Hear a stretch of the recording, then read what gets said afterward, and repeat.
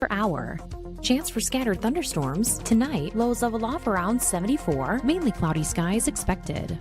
That's your latest Chicago weather update. Currently, it's 74 degrees. This is WCPT 820. Listen in Chicago on 820 AM or stream us live on WCPT820.com, the TuneIn radio app, or tell Alexa or Google to play WCPT. You're listening to WCPT 820 because facts matter. All right, this is exciting, isn't it? Here we go, guys, in 5, 4, 3. Here we go. It's time for Joan Esposito. Live, local, and progressive. Thank you for the good programming. I appreciate the content and really enjoyed every moment. It's a privilege to have you on your station, and it's good stuff. It's very educational. It's time for Joan Esposito on WCPT 820, Chicago's Progressive Talk. Happy almost 4th of July. Thanks for being here this Friday, July 3rd. That echoing sound you may hear is the fact that the studio, all the managers, everybody who could possibly be gone today is gone today. So Lady B and I, the inmates, are running the asylum today. Lady B and I are going to do whatever we want. We have the power. No one will rein us in. Okay, good thing I got that out of my system. Did you hear the weather report that we might have storms? I don't know where you live, but where I live, it's been storming for quite a while. And there were wild storms last night, a lot of lightning, a lot of loud thunder. You can always tell when the thunder's bad because our newest puppy likes to sleep in front of the front door where it's nice and cool. But man, when the thunder comes, he runs right upstairs and throws himself into bed with us, which he did last night. And that's okay. He needs his mommy to hold him and tell him everything's okay. And she did. So I guess for those of you who have pets, the good news, if we're going to find a silver lining in the fact that this is going to be a really, really rainy weekend, your pets will only have to worry about thunder. They won't have to worry about fireworks. Is that a plus? Can we turn these storms into a silver lining for somebody? I don't know about you, but my weather app says all weekend long, it's just going to rain, rain, rain. And today and tomorrow, it's not just going to rain, it's going to be thunderstorms. So stay dry, have fun, stay safe, and enjoy this hot, wet 4th of July in your air-conditioned house or your air-conditioned apartment or your air-conditioned condo. And if you don't have air conditioning, I would say find somebody you know who does and go to their house. There is still a teeny weeny itty bit of news today. Remember, we were waiting for Todd Blanche to respond to a judge's order that said that by Thursday, July 2nd, he had to release all of the Epstein files unredacted, or he had to come into court and explain why he could not do that. And the judge also stipulated, by the way, when you come to court, if you decide to make that argument that you can't do it, you better not repeat any argument that has come before this court before, because we've already dismissed those. So if you've got a new reason why you can't do this, let us know. And as I predicted, he waited till the very last minute, and he told the court, I know you're going to be shocked by this, that he could not release more documents.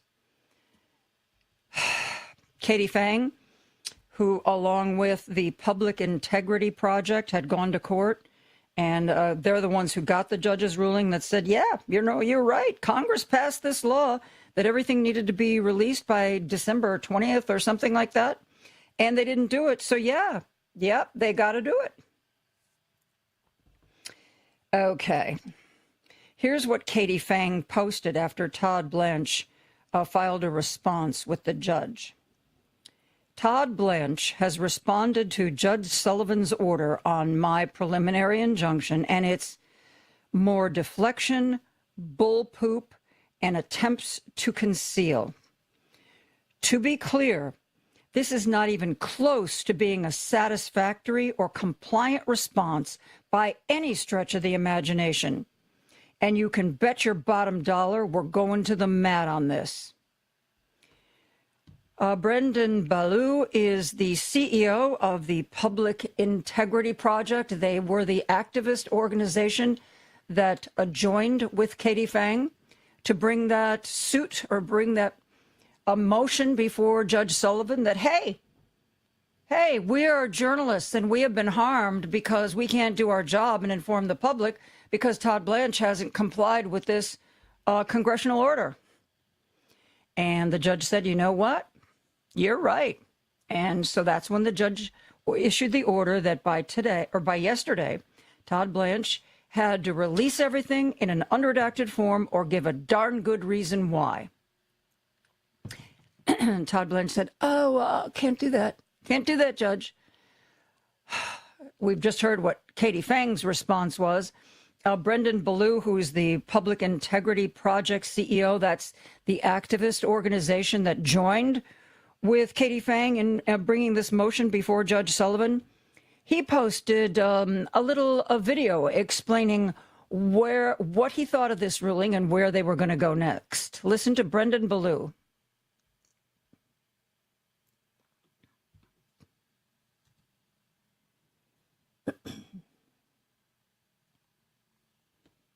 So the Department of Justice responded to the court's order in our Epstein Files case, and surprise, surprise, they say that they can't produce all these documents because they are protecting victims' identities.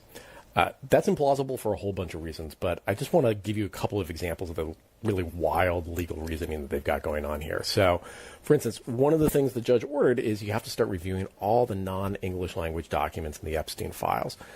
The government says, well, we alerted Congress that we weren't going to do it, and Congress didn't do anything, so we don't actually have to follow the law here. That's not how laws work. Just because you say you're not going to follow the law, it doesn't mean you get to. I think one of the really interesting things here is that the filing was signed only by Stanley Woodward, who's, depending on how you count, the number 2 or number 3 official in the Department of Justice right now. So no career Department of Justice lawyers signed on to this, which means that this is getting handled entirely at the top and entirely by political folks, which I think tells us that they are taking this very seriously and that they are very scared of what could happen here. So we are planning to respond. We'll let you know once we do, but the fight continues to get these documents revealed. And this is not a group that's going to give up. I don't know that we will ever see this happen, especially since it was the number 2 or number 3 person who signed off on this statement before the judge. But somebody needs to go to jail. Judge Sullivan needs to look out at the government's table and say, this is contempt, and you, whether it's Todd Blanche or one of these other lieutenants, you are going to jail for contempt of court. Please, oh, please, oh, please, Judge Sullivan, please, please, oh, please do that. Because we've seen these prosecutors. They have been instructed by Donald Trump in the Trump method, which is delay, file appeals, file motions, delay, and disobey. Yeah, Judge, I'm not going to do that, and here's why. What, are they going to make Judge Sullivan defend his statements and rulings? Really, Judge, the ball's in your court. We're telling you we can't do it. And if you want us to, then you better come up with a really good reason why we have to. For you and me, the court system doesn't work that way. But as you have seen and I have seen, in an effort to appear fair and not to appear political, judges with anything to do with the Trump White House, or frankly, Trump personally, bend over backwards. Oh, you need another continuance? Okay. Oh, you need another continuance? Okay. Oh, you need to delay the start of this proceeding or that proceeding? Okay. It's like Trump's, if they rule against Trump, he's going to appeal anyway. So I don't understand why they think that giving him every benefit of the doubt is somehow going to move things along or keep them from being targeted, because it's not. It is not. By the way, we are going to keep the phone lines and text lines open all day today, since it is, for many people, a holiday, and Lady B and I are in charge, and that's what we've decided to do. So, 773-763-9278, 773-763-9278. We are going to be reading your texts and taking your calls for the entire show today. Theoretically, because, it's a holiday and who knows what's going to happen, theoretically, two political science professors, Brian Endless and Joel Ostrow, are going to come in about 3 o'clock and stay for the rest of the day. At least that's the plan. It's raining, it's holiday traffic. Who knows? Who knows if it'll happen? But that is the plan we are going with right now. But even when they're here, we're going to keep the phone lines and the text lines open. 773-763-9278. 773-763 WCPT. Great day to call in. Great day to be a first-time caller. It's the holiday. If you're nervous about coming across silly or stupid, this is the day to take that chance, okay, when most of your friends are doing something else. Oh, let's go back to Todd Blanche for a minute. What do you say? One of my favorite people in elected office right now is Senator Sheldon Whitehouse. He is, dare I use that overused word, he is authentic. He posts these videos and he talks like a regular human being. He explains his thought process. He explains what's going on. He explains things that he and or the Senate are going to do in a way that is really understandable. When Jeff Jackson from North Carolina was a congressman, he used to post these videos, and it was like Civics 101. He's the Attorney General of North Carolina now, and he's still posting those videos, but obviously his purview is a little different now. So Sheldon Whitehouse posted a video about the man we have come to make a lot of fun of. Though what he's doing to the DOJ and to the country is nothing to laugh at.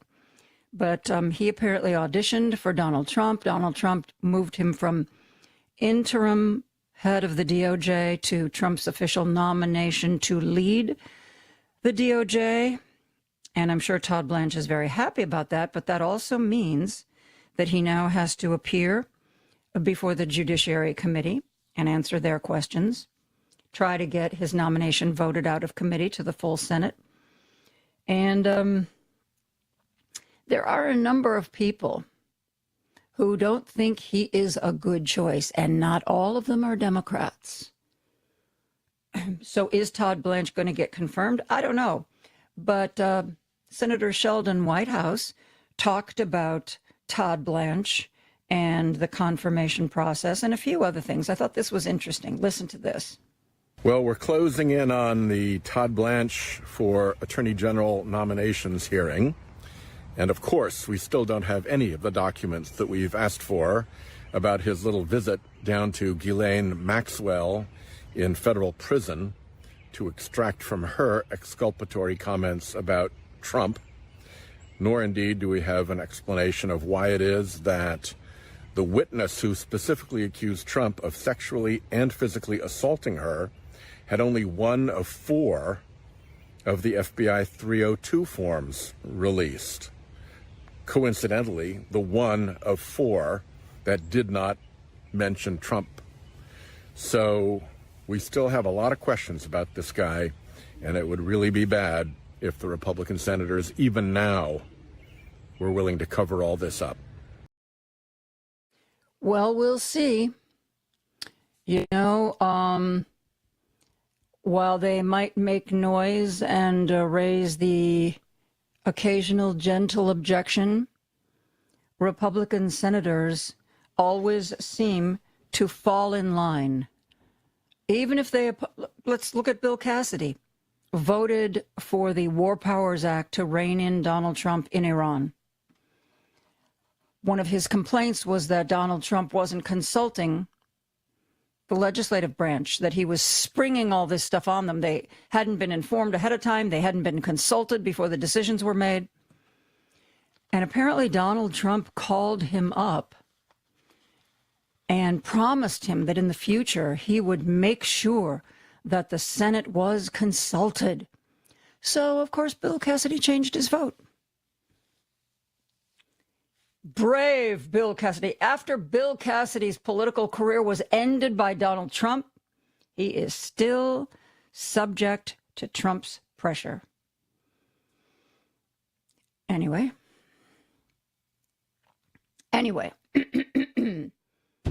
Okay.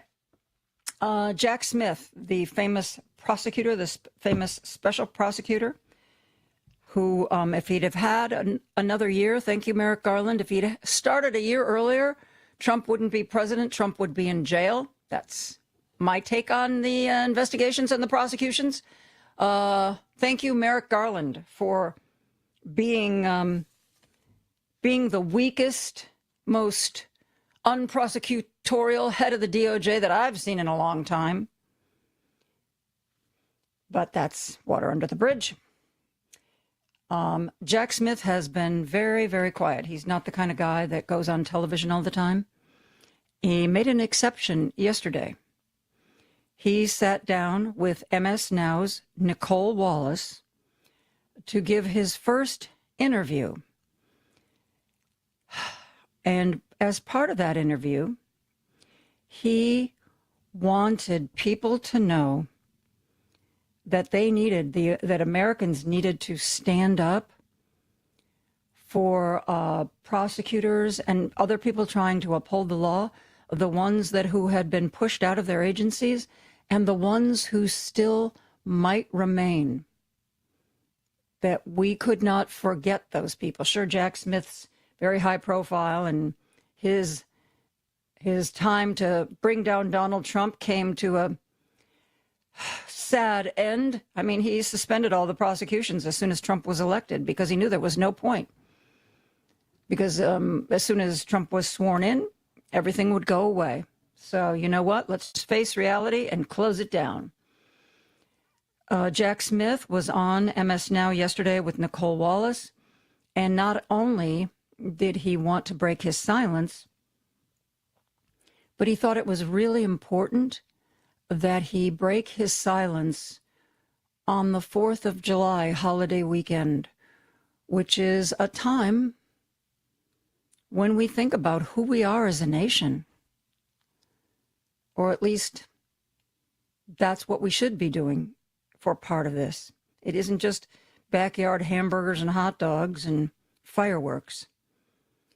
It's a celebration of our founding and who we are, or who we are supposed to be as a people. And he felt that this was the time to speak out. Here's just a little bit of what Jack Smith had to say. I think we are facing an attack on the rule of law that is different in kind and scope to anything I've seen in my lifetime. And one of the reasons I wanted to be with you here today in advance of the 4th of July, celebrating the birth of a country that we all love, is to celebrate the public servants who do this work, the people I spent my career working shoulder to shoulder with. I loved being a prosecutor, and part of it was I loved being around these sort of people. And it angers me to see them victimized, to see them demonized for doing their jobs. I think it's really important that we stand up for them and let them know that there are a lot of people out there who back them. and who are with them. And that's not just the people who've been targeted and fired for no reason for doing their jobs. It's also the people still in the Justice Department today. Jack Smith making a plea that we support the people who are still trying to uphold the law. The people who are still trying, in whatever capacity they have left, to try to fight the good fight. I want to share this text with you, which seems very appropriate for the 4th of July. WCPT ought to inspire their audience and commemorate the 4th by airing a speech Trump made in 2017 where he said, quote, "The Minutemen won the Revolutionary War by capturing British air bases." That was the man we re-elected to the presidency. Yep, we captured those British air bases back in the Revolutionary War. God help us.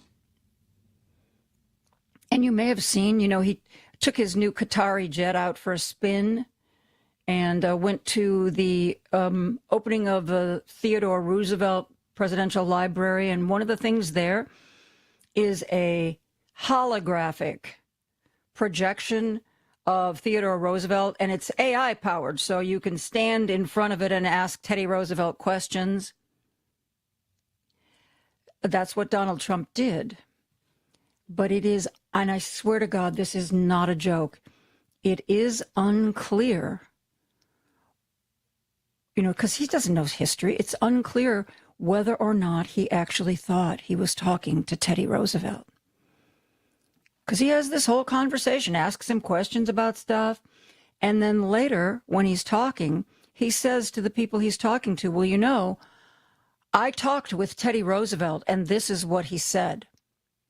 By the way, when he had that conversation with the people, he lied about, he gave some statement that was, in agreement with Trump, what Trump had done. And that wasn't, if you look at the actual conversation he had with the Teddy Roosevelt AI, it wasn't even true. That's not what they talked about. But he told the people he was speaking with. Just a little while ago, I talked to Teddy Roosevelt, and he said this. And it is unclear. It appears to be a man who doesn't understand that he was talking to some kind of AI creation. And I know darn well, if this gets, traction on social media, Caroline Levitt will come out and say, oh, come on, you guys. He knew all the time. It was, how can you be so stupid? Of course he knew it was an AI. But if you actually watch the interaction, it is very unclear. It seems like an elderly guy having a conversation with somebody who is on a screen. Who knows? Could be Zoom for all he knows, right? Could be Zoom. Might be Zoom. You never know. Let's face it, guys. Governor Pritzker's right, and we all know it. We have a president who is ill, shows all the signs of frontotemporal dementia, and is becoming more erratic as time goes on. With frontotemporal dementia, with regular Alzheimer's, you forget. You just can't remember some stuff. But with frontotemporal dementia, you still can't remember things, but your brain creates a story to fill in that memory gap. And sadly, it's a story that you believe because you think it's an actual memory. Good grief. Happy 4th. We're going to read more texts and take more calls when we come right back after this.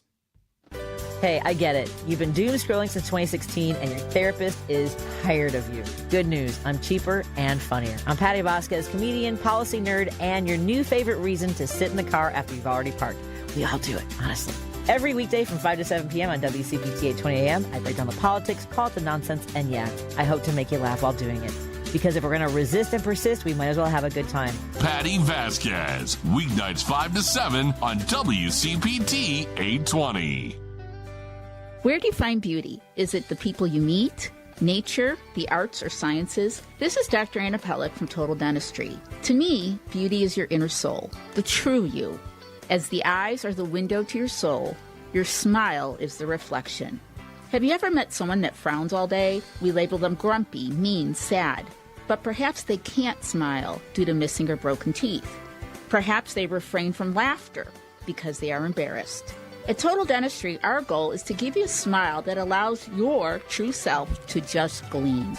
With modern technology, sedation, and payment plans, Total Dentistry can help you overcome the obstacles to a great smile. So why not be the best version of you? Call Total Dentistry, 847-358-2477, or visit TotalDentistry.org. Total Dentistry, a general dental practice like no other. And let the world shine with your Total Dentistry smile. Homeowners, is your upper floor too hot in the summer? Are energy bills climbing with every degree? Green Attic can help. With over 15 years of experience and more than 1,000 five-star reviews, Green Attic is a trusted name in Chicagoland for insulation, ventilation, and roofing solutions that make homes more comfortable and energy efficient. They specialize in attic insulation, spray foam, crawl space encapsulation, mold remediation, and solar attic fan installation, all designed to keep your home cooler and improve indoor air quality during the warmer months. Green Attic also offers full-service roofing through Green Attic Roofing, from roof repairs and replacements to flat roofs, commercial roofing, and solar panel installation. The right insulation and ventilation can lower energy use, reduce strain on your HVAC system, and help maintain more consistent temperatures throughout your home. Green Attic backs its work with the industry's only 10-year labor warranty. Schedule your free insulation consultation at greenattic.com or get an instant roofing estimate at greenatticroofing.com. Green Attic, healthy home, happy family. You're listening to WCPT 820. Here's the latest Chicago weather update. I'm meteorologist Ray Miller from the Weatherology Weather Center. A continuing chance of thunderstorms tonight with a low temperature of 73 and south winds at 5 to 10. Independence Day, Saturday, scattered showers and storms, especially in the afternoon, with a high of 88, the heat index climbing into the upper 90s. On Sunday, we'll see a chance of storms with a high temperature around 84. Monday, partly sunny with a high of 80. Tuesday, sunshine with a high of 82. That's the latest Chicago weather update. Right now, it's 73. This is Chicago's Progressive Talk, 820 AM, WCPT Willow Springs, and online at WCPT820.com, where facts matter. Now back to Joan Esposito, live, local, and progressive on WCPT 820. Here's an interesting text that came in. I'm seeking inmate status in the Joan Esposito Lady B Live Local and Progressive Asylum. That text came in from Greg in Lake in the Hills, who happens to also be on the phone line. Greg, Lady B, do we give him asylum? Do we give him asylum? Can he be one of our inmates? I don't know if you could hear it. Lady B was talking in my ear, and she said, absolutely. Greg from Lake in the Hills, our first inmate in the Joan Esposito Lady B Live Local and Progressive Asylum. Greg, how are you? I feel welcome. Thank you very much. The reason I called today, first thing, I think it's because it is a celebration of the 4th of July. I'll relate, from when I was a young boy, I remember one of my first memories of a celebration of the 4th of July was going to the local park, Chicago Park District, and seeing Roman Paczynski addressing the crowd. And, I didn't know what a Roman Paczynski was. I say it that way because that's what I thought. Who's this guy? What's this all about, And they had all the bunting around. But, the things I remember from that day were my bicycle, having my, monkey cards and my baseball cards, the ones I didn't care about, clipped on so that the spokes would, make that, click them that as you noise, go. Yeah. Yeah. And, my sisters having, crepe tape with the red, white, and blue intertwined on their bicycles and, things like that. It brings back those memories. You remember those old those little snakes, they call them? You take in, they were like a little black pellet, and you'd touch them with a match, and then the snake would come out of them. No, I don't remember that. Oh, I used to love those when I was a kid. That sounds scary. Well, no, they were like a charcoal snake or whatever it was that would just grow out of them. Just not real far, but there was something about it. It's like getting a little closer to the real, like an adult with the fireworks, firecrackers, M80s, and all that stuff. Wow, that sounds so much more fun than the sparklers that I was given. And by the way, just about every 4th of July, I burned myself with the sparklers. Either those little sparkles got on me or I touched the wrong part. So, yeah, I'm a poster child for being careful on the 4th. Oh, I'm right there with you. It's always, when we were kids, my dad and mom would take us over to Des Plaines. Lake Opeka had, back in those days, had one of the local fireworks displays. And, it was always, we had 6 kids in the family, and pile us all into the station wagon, and, we'd go over there. But anyway, I just think back to those times. And, another thing is, you're talking a couple times during the week about working. You would be here Friday working, and, what you said is it's so important, because I remember also as a young man working. One of my first jobs where I actually, started to get a paycheck. I worked in a nursing home for a little over 3 years, and I remember my job was to, mop the floors, clean the bathrooms and stuff like that, and empty garbage cans and so forth. But it was scary to go in there at first. I was real scared. I was scared of wheelchairs and all that stuff. And I'll tell you, by the time I left, the 3 years later, I moved on to bigger and better things, I guess, making more money an hour in the next summer. But anyway, I met some really great people there that couldn't go out. And I'll tell you, one of the things I know they look forward to was listening to the radio and hearing voices like yours, and the callers and everything. It wasn't the same back in those days. You had Wally Phillips, and you had the baseball games, of course, and but I remember those people, and then the people who worked there, as the orderlies and the nurses and stuff. And I remember Richard and Debbie and Mrs. Hester, Mrs. Tate, and those people, they worked hard. Yeah, but they were always so nice. I mean, I never saw anybody do anything inappropriate to any of those people, who sometimes were very mean. Those people, because they were they were senile and whatever.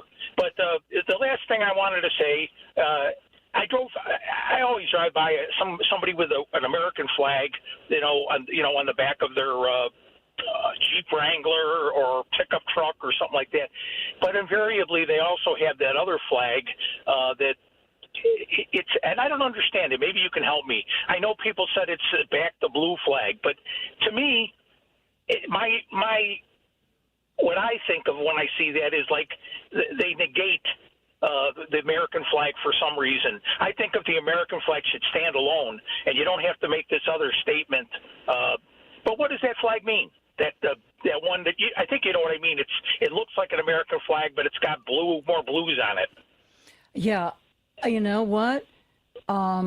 That's a really good question. I don't mind when people want to fly the American flag and fly, let's say, a flag for, MIA or POW military folks.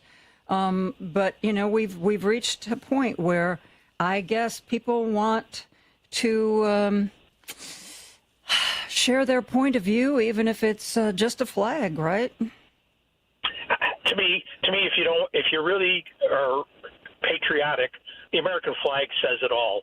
I don't fly a flag. It's not because I'm not patriotic, but I don't feel I have to. I never fought in the military. I respect the people who fly the flag for that reason, but I lose a lot of respect when I see this other flag out there, and I think it's to intimidate to say, you know, I'm an American, and I also support law and order. And that reminds me too much of old Heggy Boy yesterday out on the by that beautiful fountain that Trump stole money from all the national parks to restore. It's a beautiful fountain. I don't know if you saw it. I looked it up, but it's a very beautiful fountain. But of course, he'll take credit for doing it. But he did so under the guise of the American people paying for it. But if you look into it, that's what I understand, that those funds didn't come really from where they should have been appropriated for. Yeah. But anyway, I'm sorry to end on a sour note. I really always loved the 4th of July. I still do, and I'm glad to hear your voice and Lady B's taking the phone calls today, and I look forward to the conversations of all my fellow callers through the rest of the time that I'm going to be listening, which is the rest of the afternoon.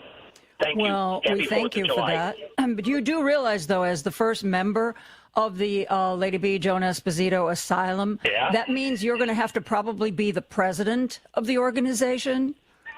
And so when the other members come in, you know, you're going to have to give them the sheet that has the frequently asked questions and how the group works and what the rules are. So start working on that right now, Greg. As soon as they unlock the door here at the cell. Yeah, exactly. Okay. Thank you so much for that call. We're going to take a quick break. We're going to be back with more callers right after this. WCPT replay. WCPT AM 820 Chicago. That is the home of Richard Shue, who happens to be coming in the bar right now. Woohoo! We could all use a drink right now, Richard. It is absolutely insane. There's so much. You do the mornings at WCPT. We know how we deal with it. How do you deal with it? Well, first of all, I mean, I give a lot of credit to us as a team. And I don't mean just CPT, but us as progressive liberal Democrats that are doing everything we can to uplift each other and support each other. When we find the connections that we have, we don't have to look very far, and we find out that that's where a lot of our strength comes from. When we stand together and lean into each other, and when we shoulder up like those folks from the civil rights movement did, that's how I'm able to do it. I stand on their shoulders. Keep listening to WCPT 820 because facts matter. Alexa, play WCPT. WCPT from TuneIn.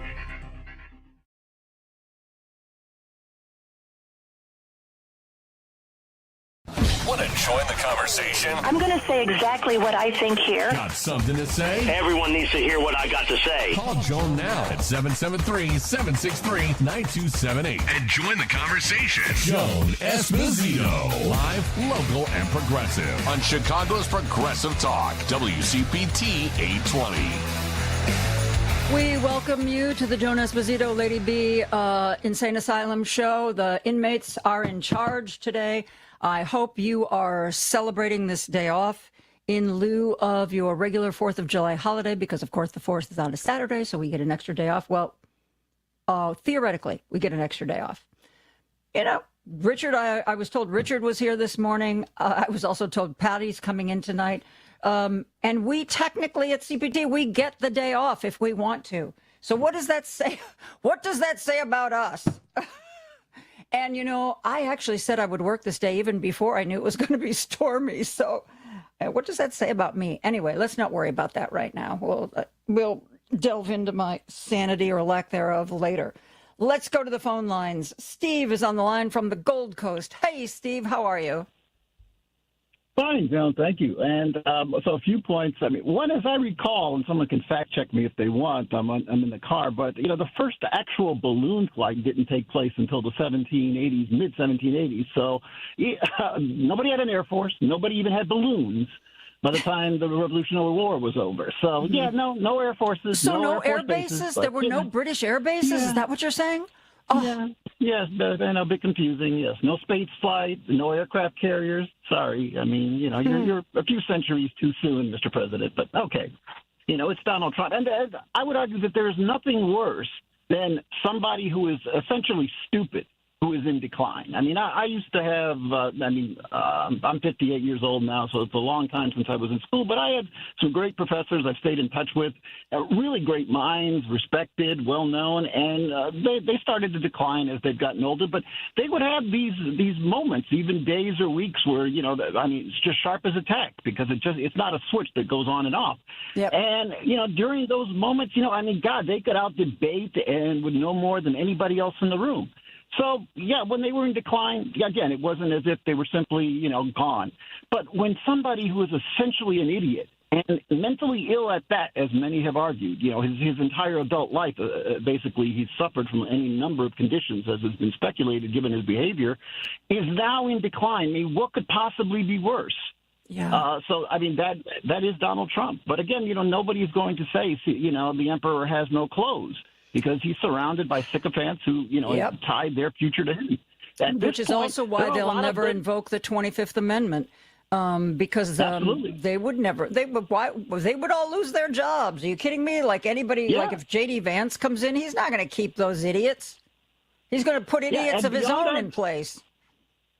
Oh, absolutely. And, I mean, Trump's big Trump card is the fact that, they're all hoping that, unlike other presidents who might sign a few dozen pardons on the way out the door, including, say, random citizens who committed relatively minor crimes, this administration has been speculated that there might be a few thousand of these things, preemptive, pardons, just so that he keeps all of his cronies, his family out of prison, his appointed officials.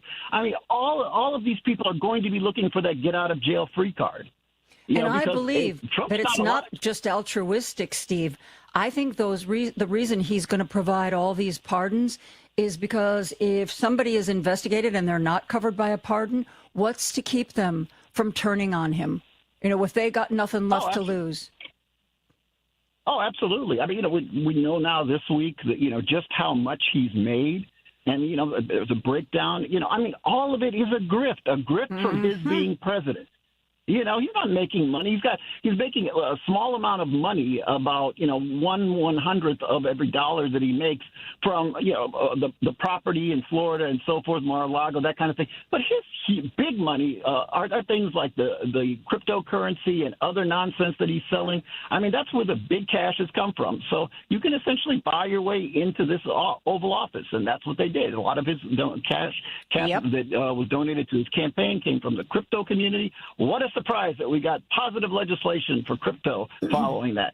Basically, give $1 and get 1,000 back, and that's what happened. So, and then, I mean, look, there are a number of ways you can celebrate this holiday. I'm glad you brought up the fact that we need to think about what it is. Unfortunately, in this country, we tend to think of Memorial Day as beginning the summer, the 4th is the middle, Labor Day is the end. We don't spend enough time thinking about what any of those actually represent. They're just days to barbecue and enjoy and that sort of thing. Exactly. But in this case, you've got a celebration in Washington, D.C., and I think it represents in many ways the worst of what this country can be, where we've descended. And then there's a celebration at the Obama Center, if I'm not mistaken, and that will celebrate the aspirational thing that is America, the thing that we aren't perhaps there, never have been, but we aspire to be that. And that's the difference. Because, celebrating, hate and fear and everything else that MAGA and Trump want to advocate and stand for is what you're going to see tomorrow in Washington, D.C. And a cult of personality, because you'll see Trump's name and picture everywhere because he wants everybody to associate the 250th. It's not about the birthday of the country. It is another venue, another avenue to celebrate Donald Trump. Yes. Absolutely. He wants to carve that into the American historical landscape. That Donald Trump, you can't look it up, in 50 years. If you do a search, you won't be able to look it up without his name, his picture, and his image being everywhere. So he thinks, that that's somehow going to preserve his image. But, yeah, like I say, I mean, we're perhaps going to turn a corner in the fall. As Churchill said, it's not the end. It's not the beginning of the end, but it is the end of the beginning. So, perhaps then, if we win, if we can take back one house, if we can take back two, then you can really stifle his power. And, you know, that last year in 2028, when somebody else is running for the highest office in the land and Republicans are scurrying to get away from this man and MAGA in the hopes of retaining their office, or just not to be primaried by a more moderate Republican. I'm not saying Democrats are going to necessarily seize a lot of Republican seats, but more moderate Republicans could possibly seize those seats. So and, you know, when Steve, everybody's running... I think with the election, the primary elections of a lot of these Democratic socialists, I think what voters are saying is that we better, when we take, if we even take just one house, we better use every tool at our disposal to stop and slow down this guy. You know, Republicans have always had no shame. If there's a procedural thing they can do to delay something or derail something, oh, yeah, they'll do it. If we take back the House and if there's a vote coming up that we don't like, why not do a Mike Johnson? Oh, I'm sorry. We need to recess. Everybody's going home because, you know, and if in another week you'd be on a vacation. So we're going to start it early. We need somebody who will use every tool in the toolbox to stop, slow, thwart, and derail these folks. Yeah, absolutely. We need to stop being the people who bring a knife to a gunfight. Exactly. That we're the only ones who are going to play by the rules. We're going to be collegial because that's who we are. No, I mean, if Mitt Romney were president, I'd say sure. Because though I disagree with Mitt Romney, I've met him on a number of occasions. He's a decent guy, disagree with his politics and policies, but he's fundamentally a decent human being, as opposed to Donald Trump, who would quite frankly see this country burn down as long as he could be king of the ashes. Exactly. And, you know, that's the problem. Yep. Steve, thank you so much for the call. It is always great to hear from you. Please have a very wonderful 4th in between the raindrops, if you can. You as well. Yeah, the streets are flooded out here. I mean, I'm in an SUV, and thank God. But yeah. So a lot of rain fell in a very short period. Take care, Joan. Have a good holiday. You too. Bye-bye. This text came in. Remember I said, why did Bill Cassidy change his vote? He voted with 3 other folks to invoke a war powers resolution that would have reined in Trump on Iran. Trump called him up and said, oh, you know, just change your vote, and I promise I'll consult you. You'll be a part of every decision going forward. And so Cassidy said, yeah, sure. Somebody texted in, Cassidy changed his vote because he wants to earn lots of money as a lobbyist in a few months, and he can't get that job if Trump is angry with him. Not even the judges are doing what ought to be done, and I, meaning me, are still naive enough to plead with me to vote. Yes, I am. I'm going to say voting is the only, and if it's really dark, voting is the only power you've got left. You know, why give away the one thing you can actually do to try to bring about change? And there are so many elections, even if you're not looking at federal elections, municipal elections, county elections, state elections. I've been watching elections for a very long time, and don't ever think your vote doesn't count, because I have seen elections that were won or lost by fewer than 5 votes. It has happened. It has happened here in the state of Illinois. Don't you ever say that your vote doesn't count for anything, because it absolutely does. Let's go to Indiana. Dan is on the line. Hello, Dan. Happy 4th of July weekend. Joan, happy 4th to you. Happy 4th to you and to Lady B, and thank you for both being there. Well, you're very welcome. I guarantee you many of us appreciate it. Well, to go back to a previous caller, yes, and absolutely. And to go back to a previous caller concerning the flag.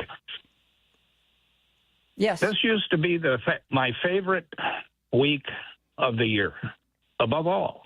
My birthday is 3 days from now. Ooh, happy birthday. So obviously for between July 4th and July 6th, this was my favorite absolute week of the year. When I was younger, it was even crazier. But it no longer is. It's been taken away from me, and I just can't say it enough. I used to have 15 flags flying here at the house. I don't have any flags flying anymore, and I won't. I made a decision last year on January 20th. I will not fly a flag again until I'm dead or he's dead or gone or whatever. And that's just a decision that I've made. It's not that I don't love this country. The reason I feel like this is because I do love this country. And I just can't put it into words. And well, I can understand what you're saying, because to you it feels like putting out a flag and celebrating the country is celebrating the country as it is now under the leadership it has now. And I get that. I absolutely get that. I can't do it anymore. And I just, deep in my soul, I made a decision. I used to be the biggest flag waver you ever seen, and it's gone. I mean, I don't even go to parades anymore. My wife does, but I won't. And I just can't do it. And it's just, this is what it's done to me, and it's sad, but I'm just being honest. And it's not good. It's not just me. I've seen more online also. Another thing I just saw online, the event's been postponed, you might say, in Washington, D.C. Oh, really? Because when the party was supposed to first start, which I can't remember if it was this morning or yesterday morning, a couple of Fox hosts had set up this dais for them, and in the background was the mall where all the partying was supposed to take place. There wasn't a single person. There wasn't a single person. The morning hosts were sitting in front of absolute emptiness. And Jim Acosta went later, and he said, he was walking around. He was like, look, he said, there's, you want to get in, don't worry about a line because there isn't one. You want to buy some food, don't worry about a line because there isn't one, because there aren't enough people to make a line. You might hear this one too. I just read it before I got on, is that somebody called in. Matter of fact, they said it sounded like Trump with a bomb threat.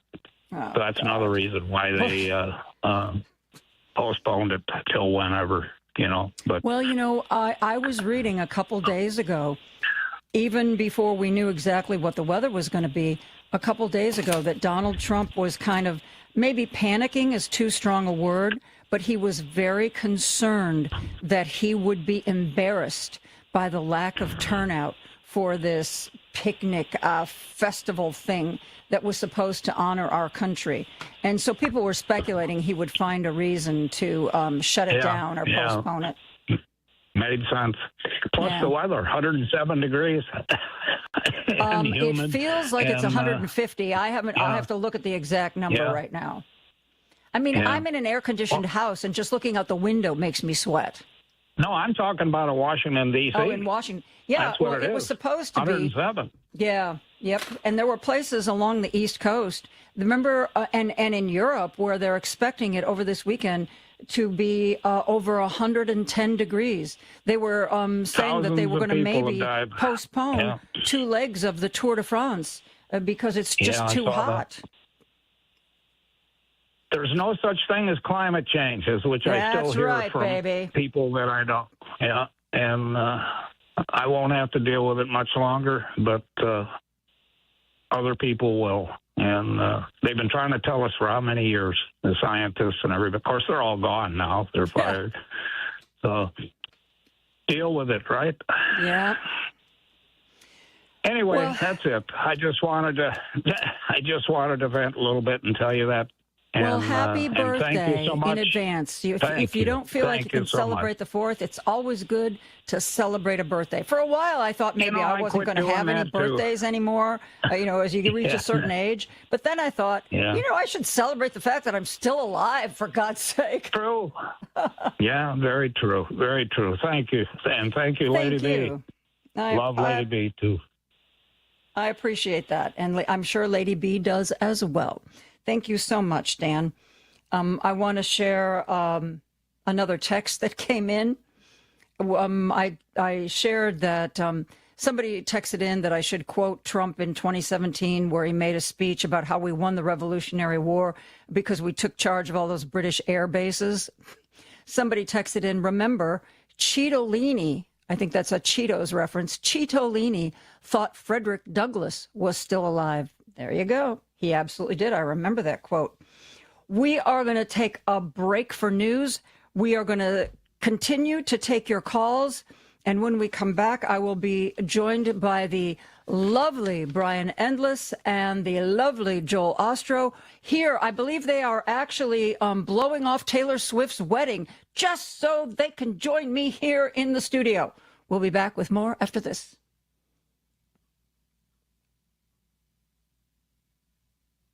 Gear up and tow safely this 4th of July weekend with help from Menards. From hitches to ratchet straps and everything in between, we've got all your hauling needs covered. Tow smarter with a Tow Smart ball mount trailer hitch. It's built with durable steel that resists rust and corrosion. Pick one up. On sale now through July 5th. Plus, check out our weekly flyer on menards.com for more great deals happening this week. Save big money at Menards. WCPT replay. Karen in Chicago. I have to say this. You know, you talk about the progressive voices that we need. WCPT, Heartland Signal, is one of the most important lineup of voices out there for progressive ideals. And, of course, you know, Richard Chew comes on before you guys. Right. Love him. Absolutely. Why does he not name his show Chew on That? I would like that better. Chew on This. Choose Views. Choose News. Choose News, that's what it's called. Yeah, it's called Choose Views. But I'm just saying. News. And it is so important, and we do need to, for anybody out there that they're talking to friends and relatives who are just completely freaked out and in despair, tell everybody about these progressive resources. Keep listening to WCPT 820 because facts matter. Amazon Business. Discover smart business buying, where unmatched selection meets AI-driven tools to simplify complex processes so you can focus on what matters most. Learn more at AmazonBusiness.com. AP News, I'm Ed Donahue. Red flag wildfire warnings are in effect in several states in the West. The Cottonwood fire in Utah is the biggest. A state of emergency has been declared. Fireworks are being restricted. In Colorado, Joseph Armenio got out of his home. He's monitoring it through Starlink and Ring. So I can tune in, remotely from my phone. And we were like, well, it looks good. And then it didn't look good. The National Weather Service issued a rare, particularly dangerous situation warning. UCLA geography professor Park Williams says the West got a good amount of rain to start the year, but the tap just totally turned off. So low precipitation totals and really high temperatures have left our forests really abnormally parched. Red flag warnings stretch from Idaho to southern Arizona and New Mexico. The Aspen Acres fire in Colorado is one of about 40 uncontained large fires. Venezuela's leader is speaking out about the deadly earthquakes in her country. Acting President Delcy Rodriguez has issued a first public defense, with her 180-day mandate as interim leader soon expiring. The powerful twin quakes struck the northern state of La Guaira on June 24, killing more than 2,295 people. Rodriguez, who served as deputy to former President Nicolás Maduro until his January capture by the Trump administration, waited more than an hour after the quakes initially hit before making her first public statement and held her first news conference on the government response late Thursday. I'm Charles de Ledesma. It's a fairy tale at Madison Square Garden. Taylor Swift and Travis Kelce's wedding is set to take place in New York. The Great American State Fair on Washington's National Mall is not in operation today because of severe heat. These people tried to get in. You do unfortunately have to go around. So why is that? Go around. Because of the heat, yes. We are having a lot of heat-related illnesses. People are just dropping. This is AP News. The AP's Donna Warder reports on another cruise ship with a norovirus outbreak. The U.S. Centers for Disease Control and Prevention says 102 passengers and 23 crew members on a Princess Cruises ship became infected with norovirus, which is highly contagious with symptoms of vomiting, diarrhea, and stomach pain. The Ruby Princess docked Thursday in San Francisco, following a 20-day trip from San Francisco to Canada and Alaska. Princess Cruises says the Ruby Princess was scheduled to begin its next trip later Thursday, but that the ship would be thoroughly cleaned and disinfected before departing. Officials say there have been several reported outbreaks on cruise ships in the CDC's jurisdiction this year, most from norovirus. I'm Donna Warder. In Britain, 2 Romanian men have been sentenced to prison for stabbing a journalist from a Persian-language TV station. The judge said the attack was carried out on behalf of the Iranian state. I'm Ed Donahue, AP News. This is 820 AM, WCPT Willow Springs, and streaming worldwide at WCPT820.com. We are Chicago's progressive talk, where facts matter. Now, your WCPT 820 weather update. I'm meteorologist Ray Miller from the Weatherology Weather Center. A continuing chance of thunderstorms tonight with a low temperature of 73 and south winds at 5 to 10. Independence Day, Saturday, scattered showers and storms, especially in the afternoon, with a high of 88, the heat index climbing into the upper 90s. On Sunday, we'll see a chance of storms with a high temperature around 84. Monday, partly sunny with a high of 80. Tuesday, sunshine with a high of 82. That's the latest Chicago weather update. Right now, it's 71. You're the only voice of reason on the radio. You give me hope. Having listened to you every day. Thank you for your clear insight. Always felt a little bit smarter. I listen to you every single day. I keep coming back to this station, and thank you for what you do. On WCPT 820, Chicago's Progressive Talk. Chicago's Progressive Talk, WCPT 820, where facts matter. It's time for Joan Esposito. Live, local, and progressive. Joan, as always, exceptional work from you from, your TV days all the way up to the day. You're truly exceptional, and thanks for this great show you have. It's time for Joan Esposito on WCPT 820, Chicago's Progressive Talk. You've heard them on their podcast, the World Discord podcast. Political science professor Brian Endless from Loyola, political science professor Joel Ostrow from Benedictine. Clearly, like me, they have no life, so we are all going to do this show together. Though I have heard rumors that the two of you were getting ready to go into Madison Square Garden until you realized I was doing a show, and real quick you got in your private jet and flew back here so you could be a part of this celebration of the 4th? I gave away my ticket. I'm not sure about Joel. I'm flying out right after the show. I read, at first it sounded pretty obnoxious. Oh, I'm having my wedding in Madison Square Garden. But one of the reasons she said was there are no windows. It is enclosed. And they've set up these tents. So all these black SUVs, nobody knows who's coming because they get out of their car in a tent and then they're taken down this private hallway. And besides, where else are you going to have 1,000 of your closest friends? Yeah. The weird part for me is that place holds like 25 or 30,000 people. Right. It's going to look empty. It's going to feel empty, but they probably close it off with curtains or whatever the parts of it. Probably a wall of roses or, probably $500,000 worth of flowers all around. What I want to know is, are they going to be serving the Knicks concession food for the really. Yep. We're not there. We're here. And thank you to both of you who have said that you would help me talk to listeners and answer calls and read texts and talk about the news of the day. We do have a couple of callers waiting. But before we go back to the phone lines, am I going to jinx it? It doesn't seem like it's a huge news day except for the bad weather. Oh, God, what's going to happen? I just did it. Something really horrible is going to happen. And I know that there have been some developments in the Ukraine war, Joel, and there are some things that are happening. What is it right now? Let's start with you, Brian. What is it, any news that you are particularly following right now? Actually, it's the weather, Joan. It's interesting that you said that. I'm getting a little bit freaked out. We got a ComEd warning, that's our local electric company, last night, saying we need to cut down on our power. It was July 1 in Chicago, and it's the first week of 90 to 100 degree weather, far from the last week. And they're already telling us the power grid's going to overload. Yeah. And that's in Chicago with a pretty decent power grid. Mm-hmm. And then you look at the East Coast and the West Coast is going to get hit. And France, Joe was just telling me, had 130 degrees in southern France. 138 heat index, yeah. Insane. And they don't have air conditioning there.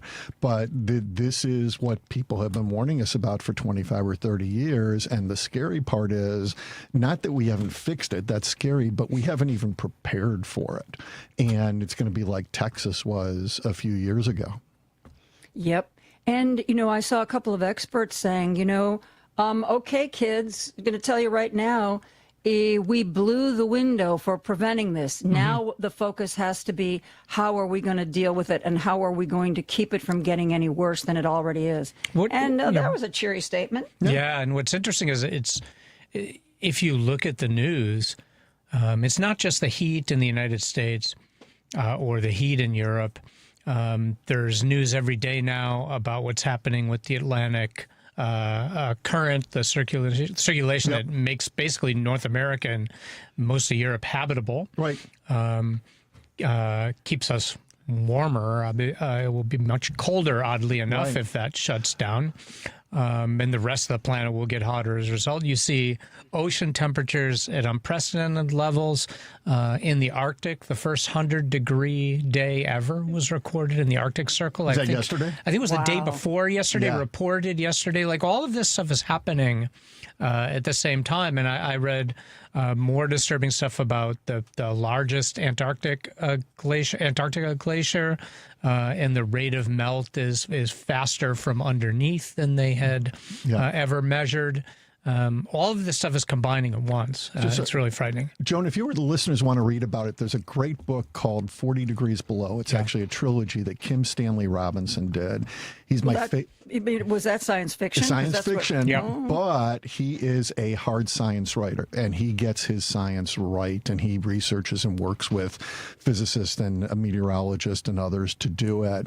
And that is a book that's now 10, 15 years old, and the premise is simply that the Gulf Stream shuts down, which will happen if too much water falls into the North Atlantic off of the icebergs.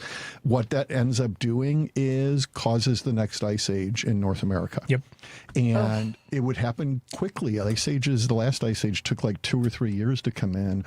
All you need is not going above 32 degrees and, a couple feet of snow a day, and you have an ice age in a few months. It's insane how quickly it could happen if that one thing goes wrong.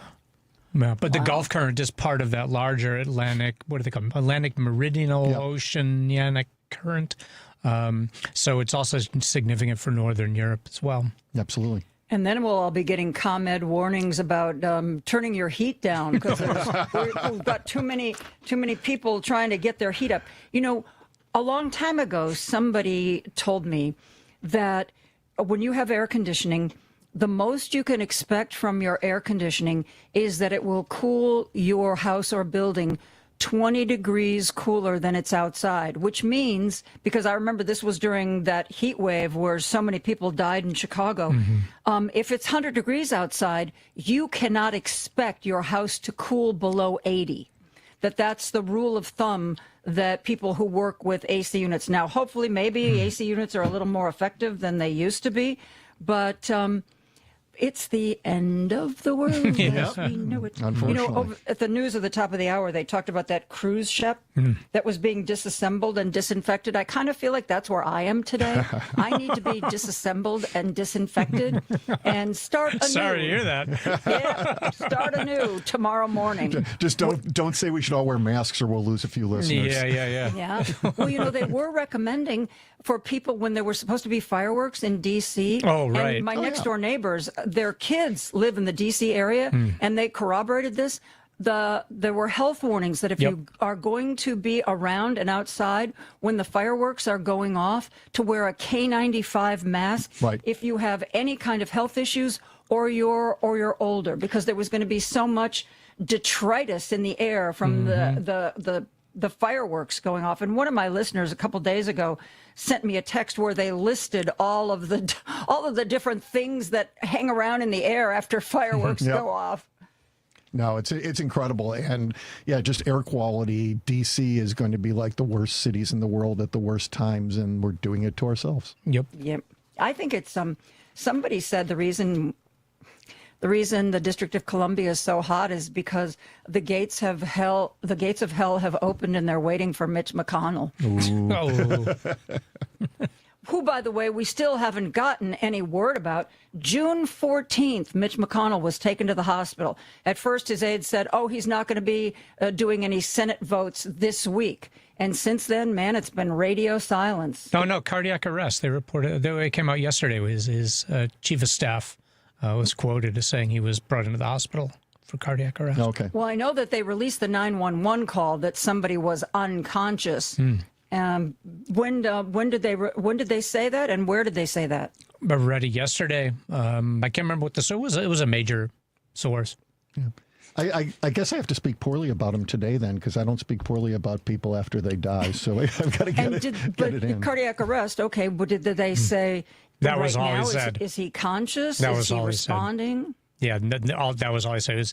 The reason he was brought to the hospital was for a cardiac incident. Which was then suspected as cardiac arrest. Don't wish anyone any ill, but... Yeah. I don't wish him well, though. Well, he needs to be disassembled and disinfected, too. After a certain age, you should be disassembled and disinfected like every 2 or 3 years. That's actually totally fair because you volunteered yourself first. So. Yeah, you did. Yeah. I'm willing to be, Lady B's nodding here. Okay, we are going to take a break, and then the three of us are going to get back to the phone lines right after this. The family meeting. Oh, God. Berlin. Had you read the Epstein files? I have a level here where I can turn your volume down so you can't just talk. I want to know, have you read the Epstein files? Nobody gives a damn about the Epstein files. Why did he bring a knife? Okay, so that's a no, right? Nobody cares about the Epstein files. Nobody cares. That's where we are now. Yeah, no, it's where we always have been. Sundays 4 to 6 p.m., The Family Meeting. The U.S. Treasury just released its official financial report for 2025. Buried in it is a startling admission. By its own numbers, it appears the U.S. government is insolvent. When governments go this deep in debt, they print money, raise taxes, or cut benefits, none of which can help protect you. That's why people move part of their savings into physical gold and silver. Call Monetary Gold at 877-NOW-GOLD for their complimentary gold and silver guide. That's 877-NOW-GOLD. Call Monetary Gold now at 877-NOW-GOLD. Do it before the next headline, not after. Performance may vary. You should always consult your financial and tax professional. Because facts matter. You're listening to WCPT 820. Joan Esposito, live, local, and progressive. Every weekday afternoon from 2 to 5 p.m. on WCPT 820. Professor Joel Ostrow, Professor Brian Endless, and not a Professor Joan Esposito are going to be answering calls and reading texts today. Let's go to the phone lines right now. Our friend Ron is on the line from Chicago. Hey, Ron, how are you today? Yeah, happy holidays. Yes. Yeah, I heard that Trump has made more than 21,000 stock market transactions last year. That's more than 50 a day. How can he have time for anything else? Yeah, exactly. And apparently his children are trying to keep up with him. There have been reports that Trump and his family are basically trading pretty much every day. Yeah, for sure. But no corruption there. No. No.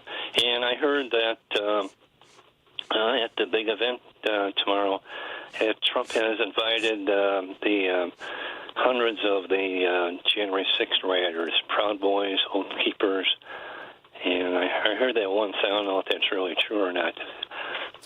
I haven't seen anything about a Proud Boy invitation. Have either of you guys? I have not. No, I haven't either. They're going to need those to come anywhere near filling the stands, though. Yeah, I mean, there haven't been more than like 20 people in the mall, right? Like all My week. prediction is the whole weekend's events are canceled. Not necessarily because he cares about people getting struck down by heat, but he doesn't want to be embarrassed by the fact that there's, 50 people who show up? Yeah, they'll use the weather as an excuse. Yeah.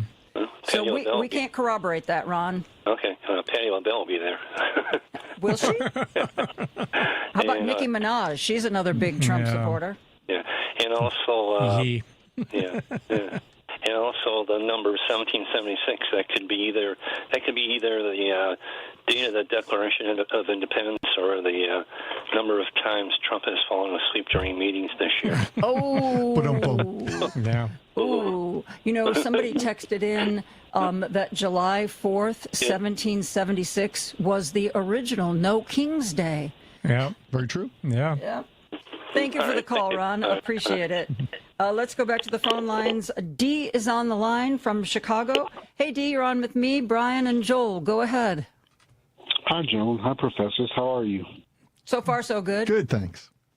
Good. I hope everyone has a great holiday.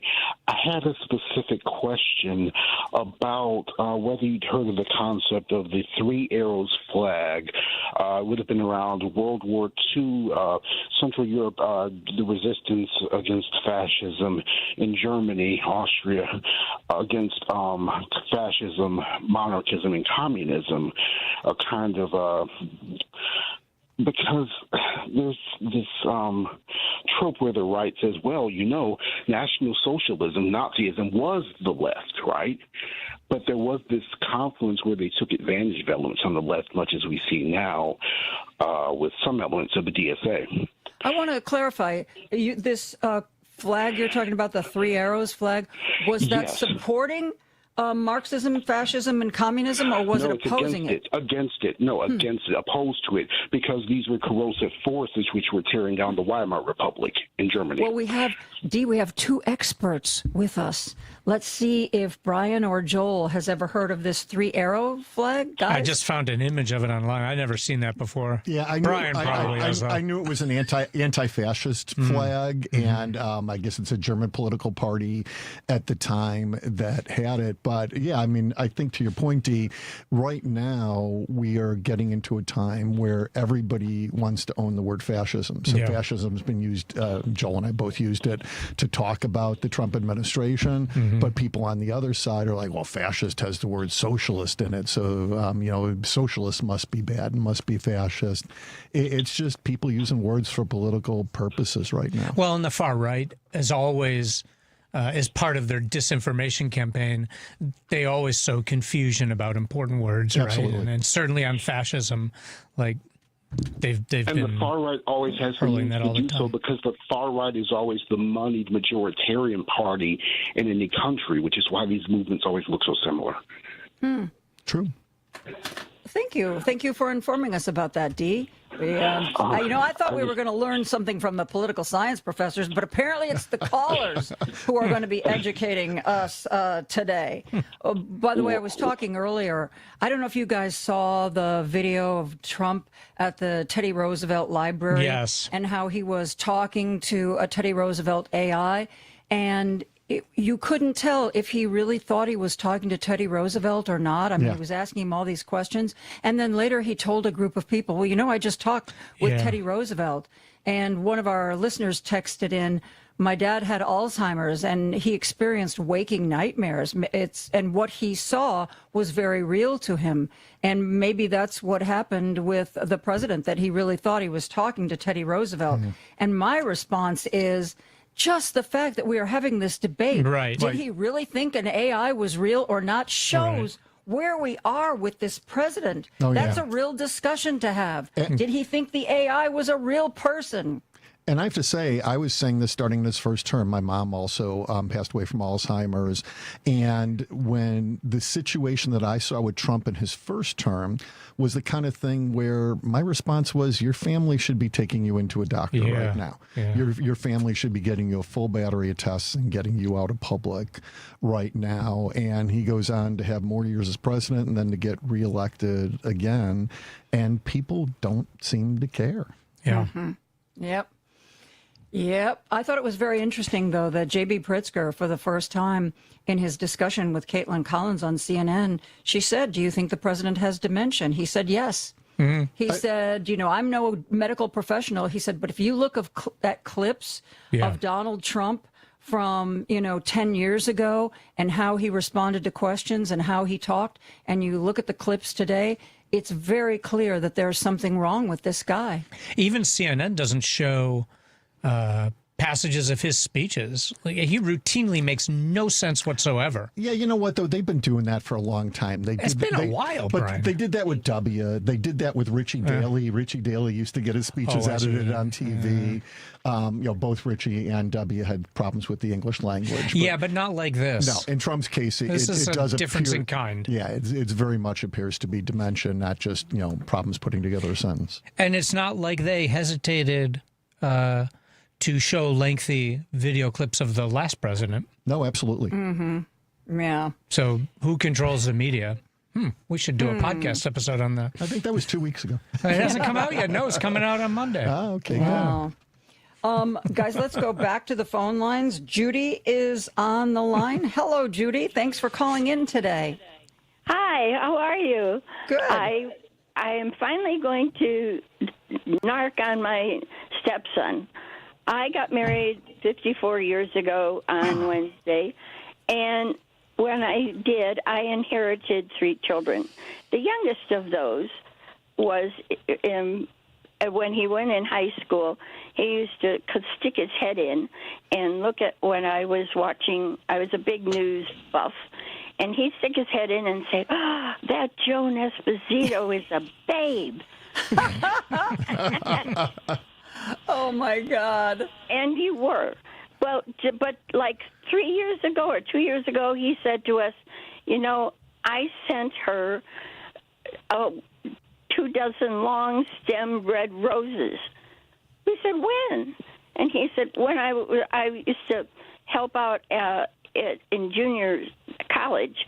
He'd help out after school. And one day he just decided that he was going to send them to you. I can't imagine that you would remember all that, because maybe you were such a babe that you got showered with that sort of thing all the time. Oh, no. I got no. I did not get red roses all the time. And if they actually ended up on my desk, I promise you that I wrote a nice thank you note in response, because no, that was that would have been a very special day for me to get that kind of. I don't know, Joan. True story. I can confirm what the caller said here. I posted it on Facebook when I'm going to be online, and a buddy got back to me on text. I won't out him with his name, but he got back to me on text and he said, "It's so cool when you go on Joan. I had a massive crush on her when I was 12 years old." Well, years ago, I was at Club Lucky, and a youngish, everybody's youngish, waiter came up, and he looked at me and he said, "Oh, man, when I was 17, I had such a crush on you." And then I looked at him and I said, "Well, why did I lose you? What happened? Where was the time where you drifted away to someone else? Tell me so I can fix that." Mm-hmm. Because that's what I hear. Oh, when I was 12, when I was 11. Where do they go? Who do they move on to? And why don't they stay with me? It's like I say to my kids, you were so cute when you were young. Yeah. Okay. Let's go back to the phone lines. Our good friend Jim's on the line from Chicago. Jim, it's me and Brian and Joel. Go right ahead. Jim? Yeah. Okay. Joan? Yes. Joan and the two professors. I compare public information to medicine. Now, I look at the body politic as a human being, and fed ridiculous information only hurts the body politic. You can see it in the pandemic. You can see it with J.D. Vance alluding to the fact that Nixon never would have been drummed out of office in this particular period. Now, he didn't go into detail about it, but apparently we have so much baloney that they can get away with anything. And that's the thing that now think of it this way. What if let's go back in time, and the town crier, you're living in a little village, and the town crier comes 3 times a week, whatever it is, but he starts to lie. He starts to lie the third time. He tells you that the livestock is somewhere it isn't. I mean, how long are you going to put up with that town crier? Usually the town crier got like a pint of booze and a sandwich, but they take it away from him now. I mean, but this is we're in a drastic situation where opinion has gone berserk. And now when you just watch regular vanilla television, or people are they want to give two sides of reality, which is impossible to do. There aren't two sides of reality. There's reality, and then there's reality. Anyway, you guys celebrate and have a good, safe 4th of July. Thanks, Joan. Thanks, guys. Thank you. Thanks for that call, Jim. We're going to take a break. When we come back, that's something I want to talk about. You know, there used to be facts and there used to be opinion. And now those lines have become so blurred that I think a lot of people assume that either everything is opinion or everything is fact, whether or not that's true. I'm talking to Brian Endless and Joel Ostrow. We'll be right back after this. Homeowners, is your upper floor too hot in the summer? Are energy bills climbing with every degree? Green Attic can help. With over 15 years of experience and more than 1,000 five-star reviews, Green Attic is a trusted name in Chicagoland for insulation, ventilation, and roofing solutions that make homes more comfortable and energy efficient. They specialize in attic insulation, spray foam, crawl space encapsulation, mold remediation, and solar attic fan installation, all designed to keep your home cooler and improve indoor air quality during the warmer months. Green Attic also offers full-service roofing through Green Attic Roofing, from roof repairs and replacements to flat roofs, commercial roofing, and solar panel installation. The right insulation and ventilation can lower energy use, reduce strain on your HVAC system, and help maintain more consistent temperatures throughout your home. Green Attic backs its work with the industry's only 10-year labor warranty. Schedule your free insulation consultation at greenattic.com or get an instant roofing estimate at greenatticroofing.com. Green Attic, healthy home, happy family.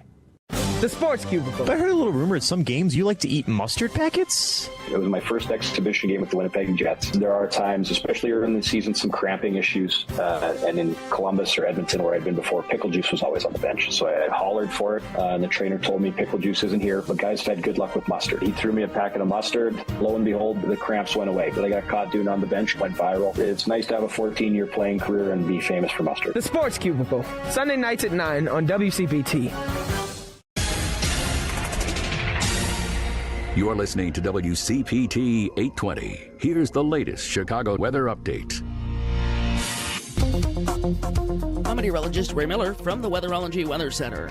A continuing chance of thunderstorms tonight with a low temperature of 73 and south winds at 5 to 10. Independence Day, Saturday, scattered showers and storms, especially in the afternoon, with a high of 88, the heat index climbing into the upper 90s. On Sunday, we'll see a chance of storms with a high temperature around 84. Monday, partly sunny with a high of 80. Tuesday, sunshine with a high of 82. That's the latest Chicago weather update. Right now, it's 71. This is Chicago's Progressive Talk, 820 AM, WCPT Willow Springs, and online at WCPT820.com, where facts matter. Now back to Joan Esposito, live, local, and progressive on WCPT 820. I'm joined by political science professor Brian Endless from Loyola, political science professor Joel Ostrow from Benedictine University. And I want to talk about what our caller Jim was going on about before we took a break.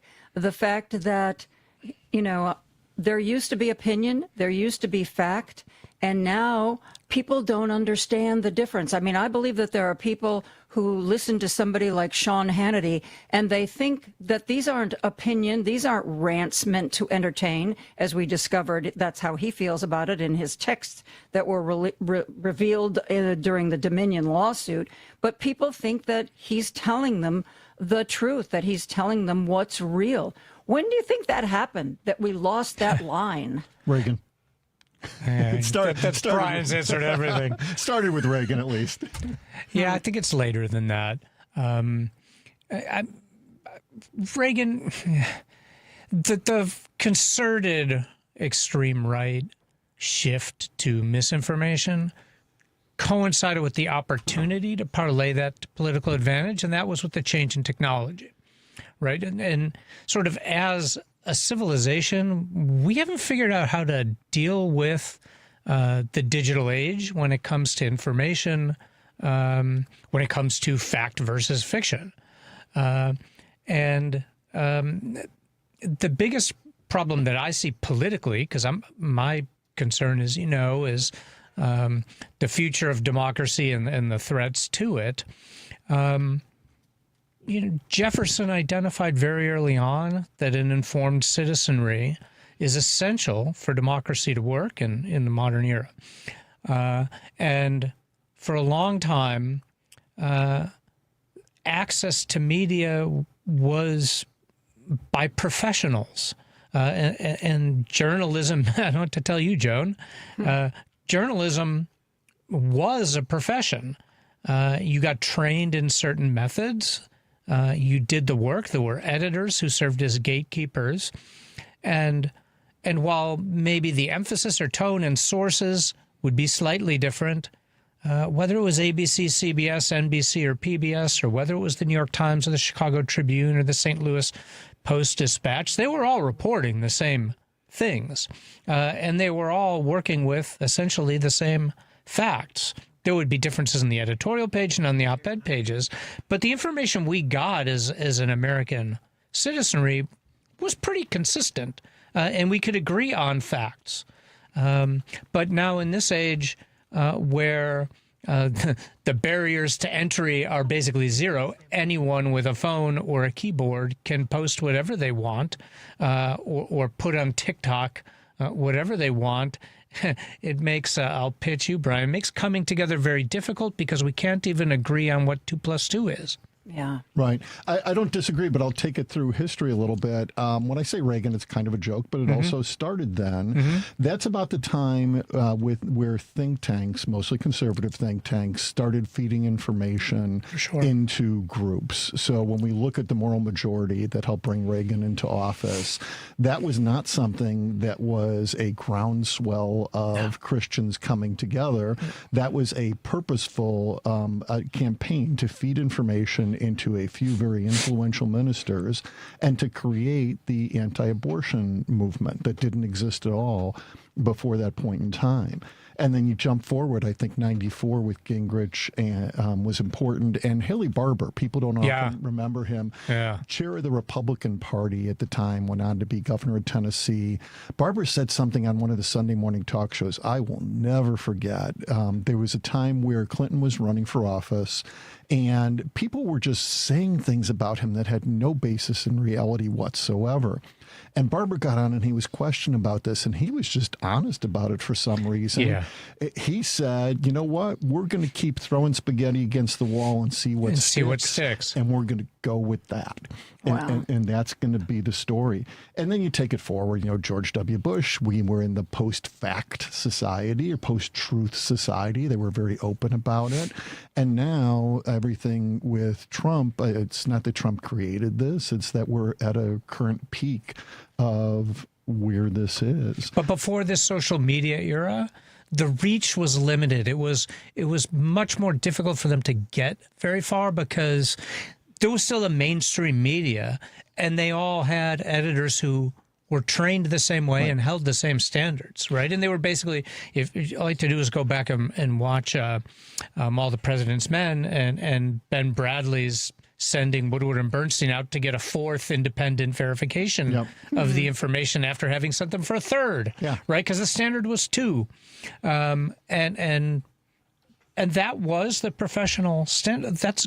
And Reagan and even W to an extent, they were still working in that reality, and so their reach was very limited. What has led to this 1984 world, referencing George Orwell's, doublespeak and all of that, is that, again, the benefits of everyone being a journalist is we know about what happened to George Floyd. Yeah. The problems of everyone being a journalist is January 6th. Yep. And then also, when we're looking at this with the 1984 reference, we need to go back and see that's the point in time, too, where we started moving toward non-independent media. Yep. And people started buying up media companies, and we're peaking that. That's what Reagan's deregulation spiraled out. I want to go back to a great quote. It's late 70s, early 80s. I can't remember which. For those of us that remember Senator Daniel Patrick Moynihan Democrat who was one of the great centrists of all time. Moynihan said something that will always stick with me. He said that everyone is entitled to their own opinion, but they're not entitled to their own facts. Exactly. And I look at that, and I look at just the climate debate is a great example of this. I use this one in my classes. In the 1970s, under Nixon, the climate debate was the climate is changing and it's being caused by human beings. And we started to know it at that point in time. It was in the 70s and 60s people were starting to research it. So the climate's changing. Humans are causing it. Everybody would agree on that. You'd have a Congress that talks about it and everybody agrees. And the right says, okay, capitalism should solve this and the market will solve this. And the far left might say, okay, we need to go back to an agrarian society. And they'd find some answer in the middle. And they would find some way that everybody wins a little, everybody loses a little. We have lost that completely over the last 45 years. Yep. I want to run this by you. I saw somebody, I don't know if it was on cable news, and they were talking about this whole idea of especially people who watch primetime Fox cable and just swallow everything they have to say. Okay. The person commenting said that it was basically, you know, because especially Fox primetime, it's the older generation, boomers, if you will. And their theory was that boomers grew up knowing that they could trust media and with the belief that if it was on television, it had to be true. You know, in the days of Walter Cronkite, in the days of the Fairness Doctrine and all this other stuff, if it was on television, it was true. And that mindset of if Fox Cable is telling me something absurd, but it's on television, there's a sort of this innate bias. Well, it must be true. They're saying it on television. Don't just blame the right, though, because that phenomenon is widespread and is widespread on the left as well, Brian. I'm sure you'll agree. Absolutely. Like, all you have to do is look what people post on social media. They see it somewhere and treat it as if it's published material from the 1975, New York Times, with that kind of verifiability without checking. And this happened. It happened during COVID. It happened before COVID. It happened after COVID. Like it pick a topic, any topic. Yeah. I think we're prone to that. Again, it's and I think even, I don't know what your experience is with your students, Brian, but it is, I think most of us see something in what seems like an official source. And unfortunately, things like Instagram or TikTok or Facebook have somehow taken over this, maybe not taken over, but people look at those as those platforms and not distinguishing them as sources. They see it on there and then they repeat it without checking. And because you don't have to repeat it, you see it published, we still trust that it's true. This is something I teach because you're absolutely right. Absolutely right, Joel. I do a class on capitalism, and I do a TikTok every morning, and I've been doing it for a couple of years, bringing up a lot of the issues that we have. And I assign these to my students, but I don't assign them to just watch the TikTok. It's a 1-minute TikTok, and I have them write a 1 to 2 page paper critiquing it and actually looking up the details and finding sources, because I'm saying a polemic in 1 minute. There's nothing I can say that's meaningful. You saying a polemic? Not at all. In the classroom? Capitalism and its discontents. But I flat out tell them that, because I try to be honest about it, and I challenge them to either find the sources or find things that fight against it. And I think that's really important. The other thing, Joan, back to your basic point. My students know my classes are fair and balanced. 100%. I've met many of your students. we make fun of Joel when I meet his students, usually in front of him. But I think it goes more basic. I'm trying to be serious, Joel. Come on. It goes more basic than that, Joan. It's not just the watching television. They're using a psychological tool that's called appeal to authority. Yes. And leaders have used appeal to authority forever before mass media. Mass media just makes it an enormous amount easier to do it, and everybody starts to look like an authority. It doesn't, and you are right. There's nothing new about this, and it worked effectively and incredibly effectively for Stalin, for Hitler. Yeah. And I've mentioned this before. Like, I went back a couple of years ago and reread Erich Fromm's Escape from Freedom, which was basically explaining, like, how did it happen in Germany that like this collective brainwashing. And it's really a fascinating book and really troubling because it speaks to what we have now, even though the information of space is totally different now from what it was then. Yep. But bad actors can still manipulate us through propaganda, and the vehicles in the end are really just the vehicles. And they do it incredibly purposefully, too. This is not an accident in any way, shape, or form. The people building the messaging on both sides, but it's the conservative think tanks do a lot of the negative messaging that doesn't deal with the truth. But the flat-out lying. Exactly. Yeah. But on the left, they certainly put it into messaging, too. I sometimes accuse the left of not being as good as the right at messaging. I think the right's better at it. But they use every psychological tool in the book to try to convince us that left is right and down is up and everything else to get us to see things their way. Gentlemen, we need to take a break. I'm speaking with political science professors Brian Endless and Joel Ostrow. We are going to return to the phone lines when we come right back after this. Think Theory Radio. Dr. Hande Ozdinler, she is a neuroscientist, but also an artist. It seems that the larger we go, like, the galaxy, the sky, and then also as small as we go, right? The nanostructures, the atomic interactions or cellular interactions, there is so much resemblance, like there is a secret or there is an unspoken symmetry. Think Theory Radio with Damian Perdue. Saturdays at 6 p.m. on WCPT 820.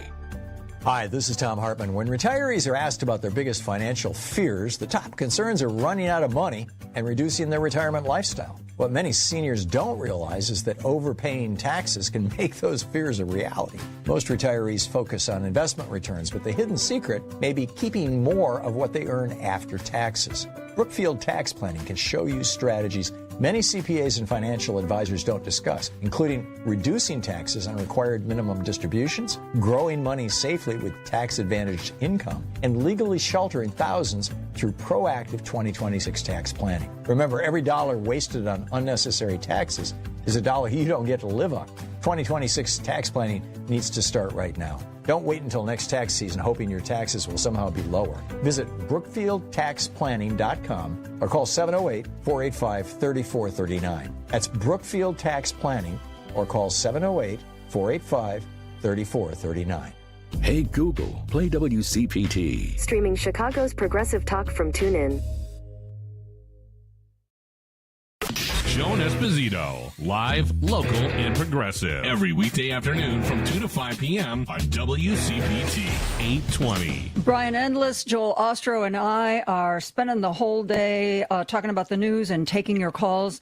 Let's go back to the phone lines. Richard is on the line from Chicago. Hey, Richard, you're on with me and Brian and Joel. Go ahead. Well, thank you. I just you were talking about Teddy Roosevelt a minute ago, and I was just thinking we have a Supreme Court that thinks they can talk to the founders. So yeah, really, it's not nothing. There are several things. With regard to climate change, I just wanted we brought that up. I have something I wanted to say about prior to that, but the debate goes back and forth. I'm reading Naomi Klein's book, This Changes Everything, and it occurred to me one day that instead of they're very easily trying to debunk reality, right? The right does. And I just thought to myself, we can go back and forth forever, but you could look at the end result. What happens if we take steps now to curb it? Well, we get solar power and wind power. It's horrible, right? But if if we're wrong, that's what we get. If they're wrong, we get catastrophe. So as far as, to me, I'd like to leap to the conclusion before as we continue to get so mired in, the propaganda that it's not real, et cetera. So I just wanted to throw that out. But the real reason I called, real quick, Borowitz's Profiles in Ignorance. I think you guys probably have read that, by the way, from what you were talking about. Andy Borowitz? Yep. Yeah. Profiles in Ignorance. It reminds us of how since Reagan, the public debate and news reporting has just gone to hell. we would tolerate the mayor from Alaska to be one step from the presidency, right? But anyhow, I'm sorry. I'm trying to make notes so that I wouldn't be so stupid sounding at this point. No, you're fine. You're fine. Believe me, we've got the corner on stupid over here, so don't worry about it. Yeah, so in line with what I was saying about jumping to the end, you don't really. And you still look very nice. So well, thank you. I'll throw that in. I wasn't going to. But, leaping forward with climate change to the results, it makes me think about how they're reporting on Trump's money. And it makes me nuts because when a person makes money, generally they earn it. And now the question is with all these various enterprises where they're giving them percentages of vast amounts of money just for his name, what has he really contributed? And we're so enamored with rich people that sometimes I think we're afraid to ask, well, how'd you get your money? Yeah, really. And this whole debate just makes me nuts. Also, when I hear, because did they come up with crypto? Did they if they can fly a drone? I doubt it. All these enterprises that they attach their name to, they have absolutely nothing with the founding, the development. They have no risk with their money developing these businesses, and they just drop it in their lap, and no one seems to care. I mean, the people reporting, why can't they step back for a second and think about how this money is being lavished on them and how undeserving they are? And I think that puts a better context in what's going on than just, sort of generally passing by those aspects. So Richard, I don't think anybody necessarily thinks they're deserving, but, let's face it, the money is a means to an end. I don't know if you guys heard one of our newscasts earlier said that, I think it was, that Belgium or a country like it that was just excused from having any tariffs. It was something for the diamond business. And so the jewelers got together and they're in the process. They gave it to the ambassador to give to Trump this emerald and diamond encrusted ring that is for Trump as a thank you. I mean, everything is for sale now. I don't think they even hide it. I mean, Joel, Brian, do you think they're making any effort to hide what they're doing? We in the World Discord podcast, we have a 10-part series. We're most of the way through it, which we've subtitled "Who Benefits." A couple points I want to make. Well, first of all, we have an episode coming out in a couple weeks with, I think his title was an executive director, assistant director, executive director, yeah, at Transparency International, which is the foremost anti-corruption nonprofit organization, and they work globally. And his take on the direction of the United States of America over the past decade and the accelerating decline here in terms of corruption at the federal level is really eye-popping. Astute listeners to our episodes will note that Brian and I take a slightly differing emphasis in what interests us. I don't think we have any disagreement.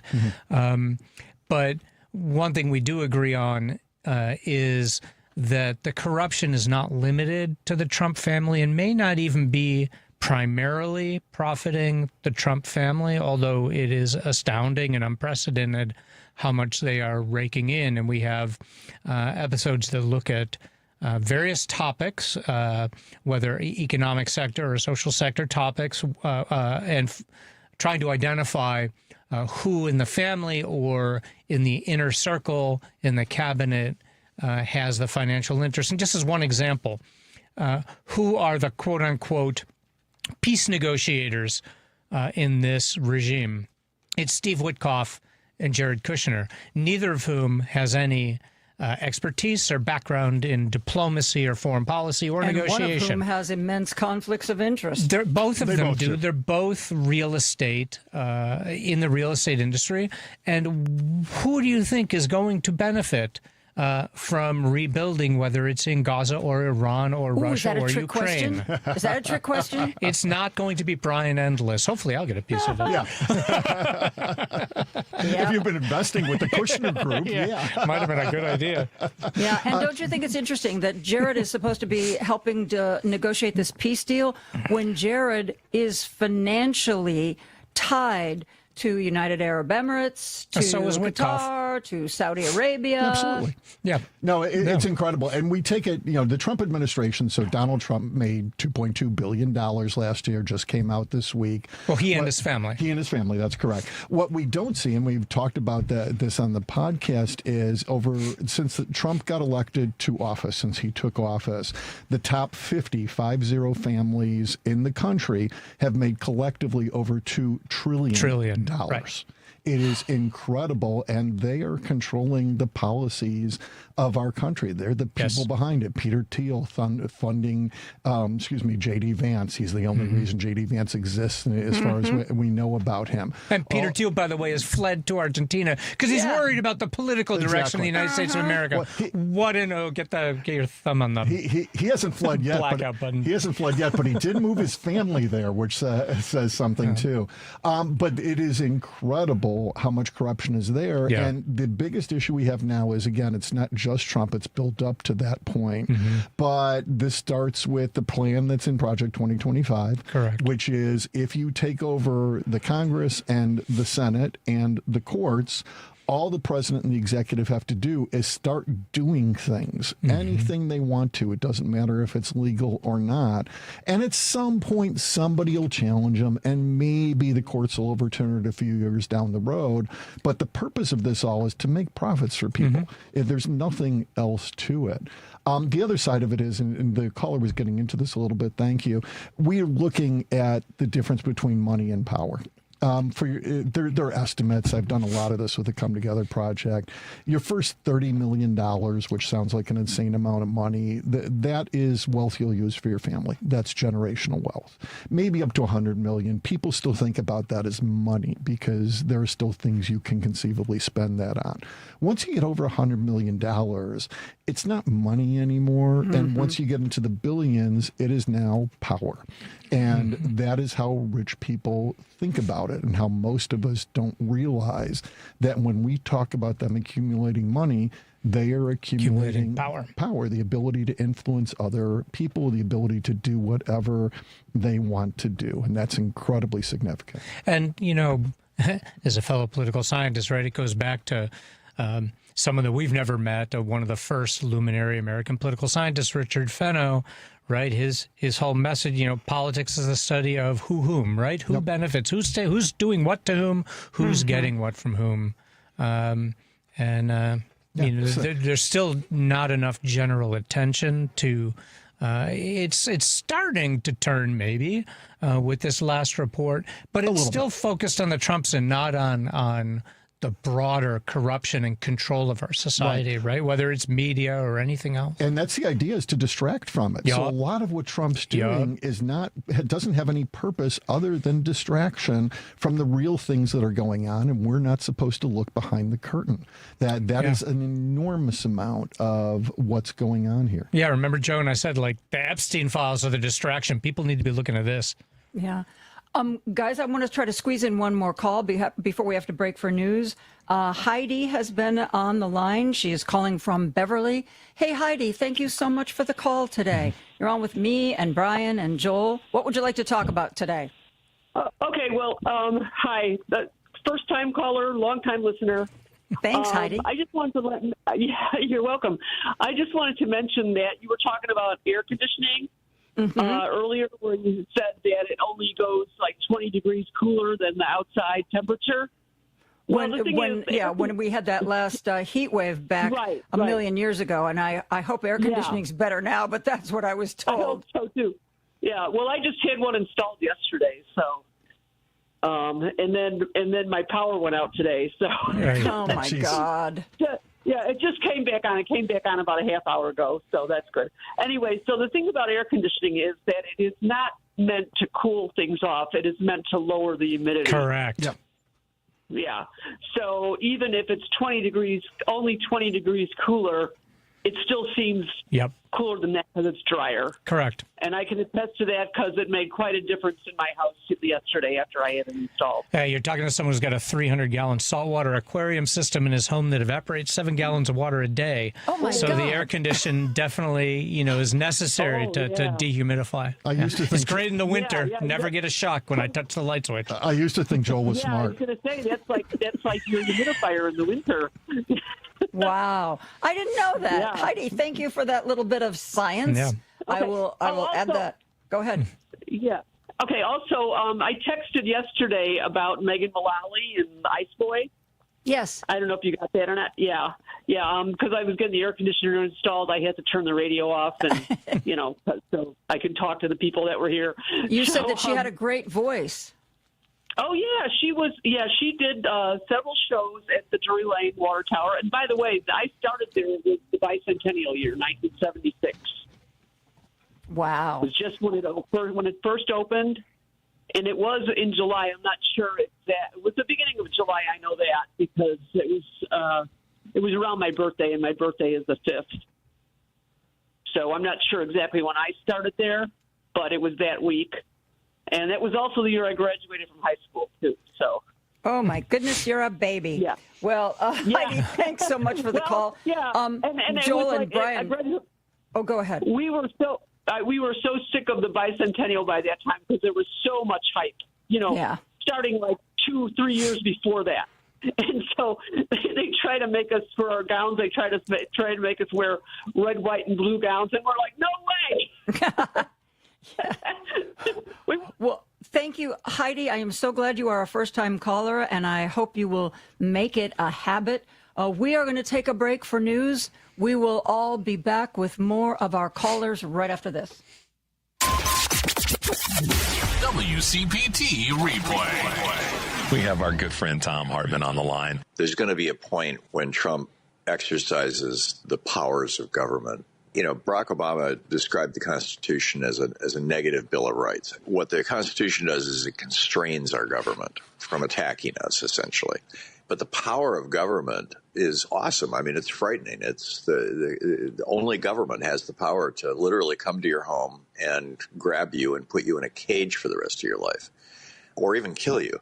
Yeah. And with no consequence. And Trump now wields that power, and Trump is an angry, cruel man, and that concerns me tremendously. I've been on the receiving end of the power of government in my life, and it's something you never forget. Keep listening to WCPT 820 because facts matter. From the people who brought you It's the Dog Park comes. It's a hot spot on your dog's leg. Says you can treat it at home. You're not sure though, because now it's oozing. Protect your dog from injury and illness with Progressive Pet Insurance. Ooh, he's licking it. Super gross, dude. Progressive Casualty Insurance Company and affiliates. Not available in all states or situations. Coverage subject to policy terms. Amazon Business. Discover smart business buying, where unmatched selection meets AI-driven tools to simplify complex processes, so you can focus on what matters most. Learn more at AmazonBusiness.com. AP News, I'm Ben Thomas. It's a steamy July 4th holiday weekend with the eastern U.S. under a suffocating heat wave. Donna Warder has our report. New York and Boston already hit 100 degrees Thursday. At Boston's Franklin Park Zoo, Dr. Malou Selly says they're giving the animals what they need. Some animals have very comfortable air-conditioned areas. And in the southeast, Ray Dawson in Marietta, Georgia, is taking refuge at a cooling center as he deals with homelessness. You can't find no shelter nowhere, no shade nowhere, and it's hot. And most of the stores won't give you no water. They want you to buy a cup of ice for $1. The heat is changing fireworks celebrations. In Boston, Saturday fireworks start at 4 p.m. instead of noon. In Philadelphia, the parade route has been shortened. In Providence, Rhode Island, city pools and water parks are extending their hours. I'm Donna Warder. Overseas, Iran's preparing for the funeral of the late supreme leader Ayatollah Ali Khamenei. Banners across Tehran urge the public to rise up in support of the Islamic Republic after the devastating war that killed the 86-year-old cleric. In Ukraine, Sumy and Kharkiv, the latest targets of Russia's bombardment, a day after an 11-hour barrage killed at least 30 people in the capital, Kyiv. Meanwhile, NATO's top commander, U.S. General Alex Grinkowicz, says European allies have mostly filled the gaps left by the U.S., reducing its military contributions. And Charles Deledesma reports Interpol has identified a suspect in this week's bombing in Monaco. Anastasia Berezovska, a 39-year-old woman from Ukraine. A red notice says she has a tattoo, possibly of a snake, on her right arm from the shoulder to the elbow. Born in Ukraine, dark hair and speaks German. Her arrest is sought by authorities in Monaco for attempted murder and other charges. An explosion at an apartment building entrance reportedly wounded a Ukrainian tycoon with ties to Russia. I'm Charles Deledesma. This is AP News. Something's up in Manhattan. Travis Kelce involved? New York City is a busy place on a normal day. Throw in the 4th of July and a big wedding, and it can get chaotic. Taylor Swift fan Marcella Smith kept her eyes on the outside of MSG. I think it's our version of a royal wedding because she's so popular and her future husband's so popular, everyone's going to be all eyes on them. Smith and others are watching everything coming in and out of Madison Square Garden. We saw some stuff come out of some trucks. Oh, I think I saw trees. They're doing a tree theme. It looked like the top piece of something was going in. It was a big pyramid shape and, under wraps. Maybe something princessy. Fairy tales. I saw too. Yeah. So glitz and glam at the same time. Key questions remain, including how is MSG being transformed into a wedding venue? Who will perform and who will officiate? I'm Ed Donahue. The latest at apnews.com. I'm Ben Thomas. Thanks for listening. This is 820 AM, WCPT Willow Springs, and streaming worldwide at WCPT820.com. We are Chicago's progressive talk, where facts matter. Now, your WCPT 820 weather update. From the Weatherology Weather Center, I'm meteorologist Ray Miller. A flood advisory continues. Chance of severe storms this afternoon. Otherwise, mainly cloudy skies expected. Highs level off around 90. West winds 8 to 15 miles an hour. Mainly cloudy skies expected. Tonight, chance for scattered thunderstorms. Lows dip down to about 74. Chance for scattered thunderstorms tomorrow. High temperatures reach up to 89. Sunshine mixed with clouds at times. That's your latest Chicago weather update. Right now, it's 75 degrees. Remember when you get to work to hop over to WCPT820.com or the TuneIn Radio app and stream The Stephanie Miller Show. Weekdays 8 to 11 a.m. on Chicago's Progressive Talk, where facts matter. WCPT 820, Chicago's Progressive Talk, where facts matter. Joan Esposito, live, local, and progressive. Quite frankly, I get most of my news from you. Joan Esposito. Y'all ready for this? On WCPT 820. I am joined by political science professors Brian Endless and Joel Ostrow. We are spending the day taking your calls. Let's go to the phone lines right now. Dave from Hoffman Estates is on the line. Hey, Dave, how are you?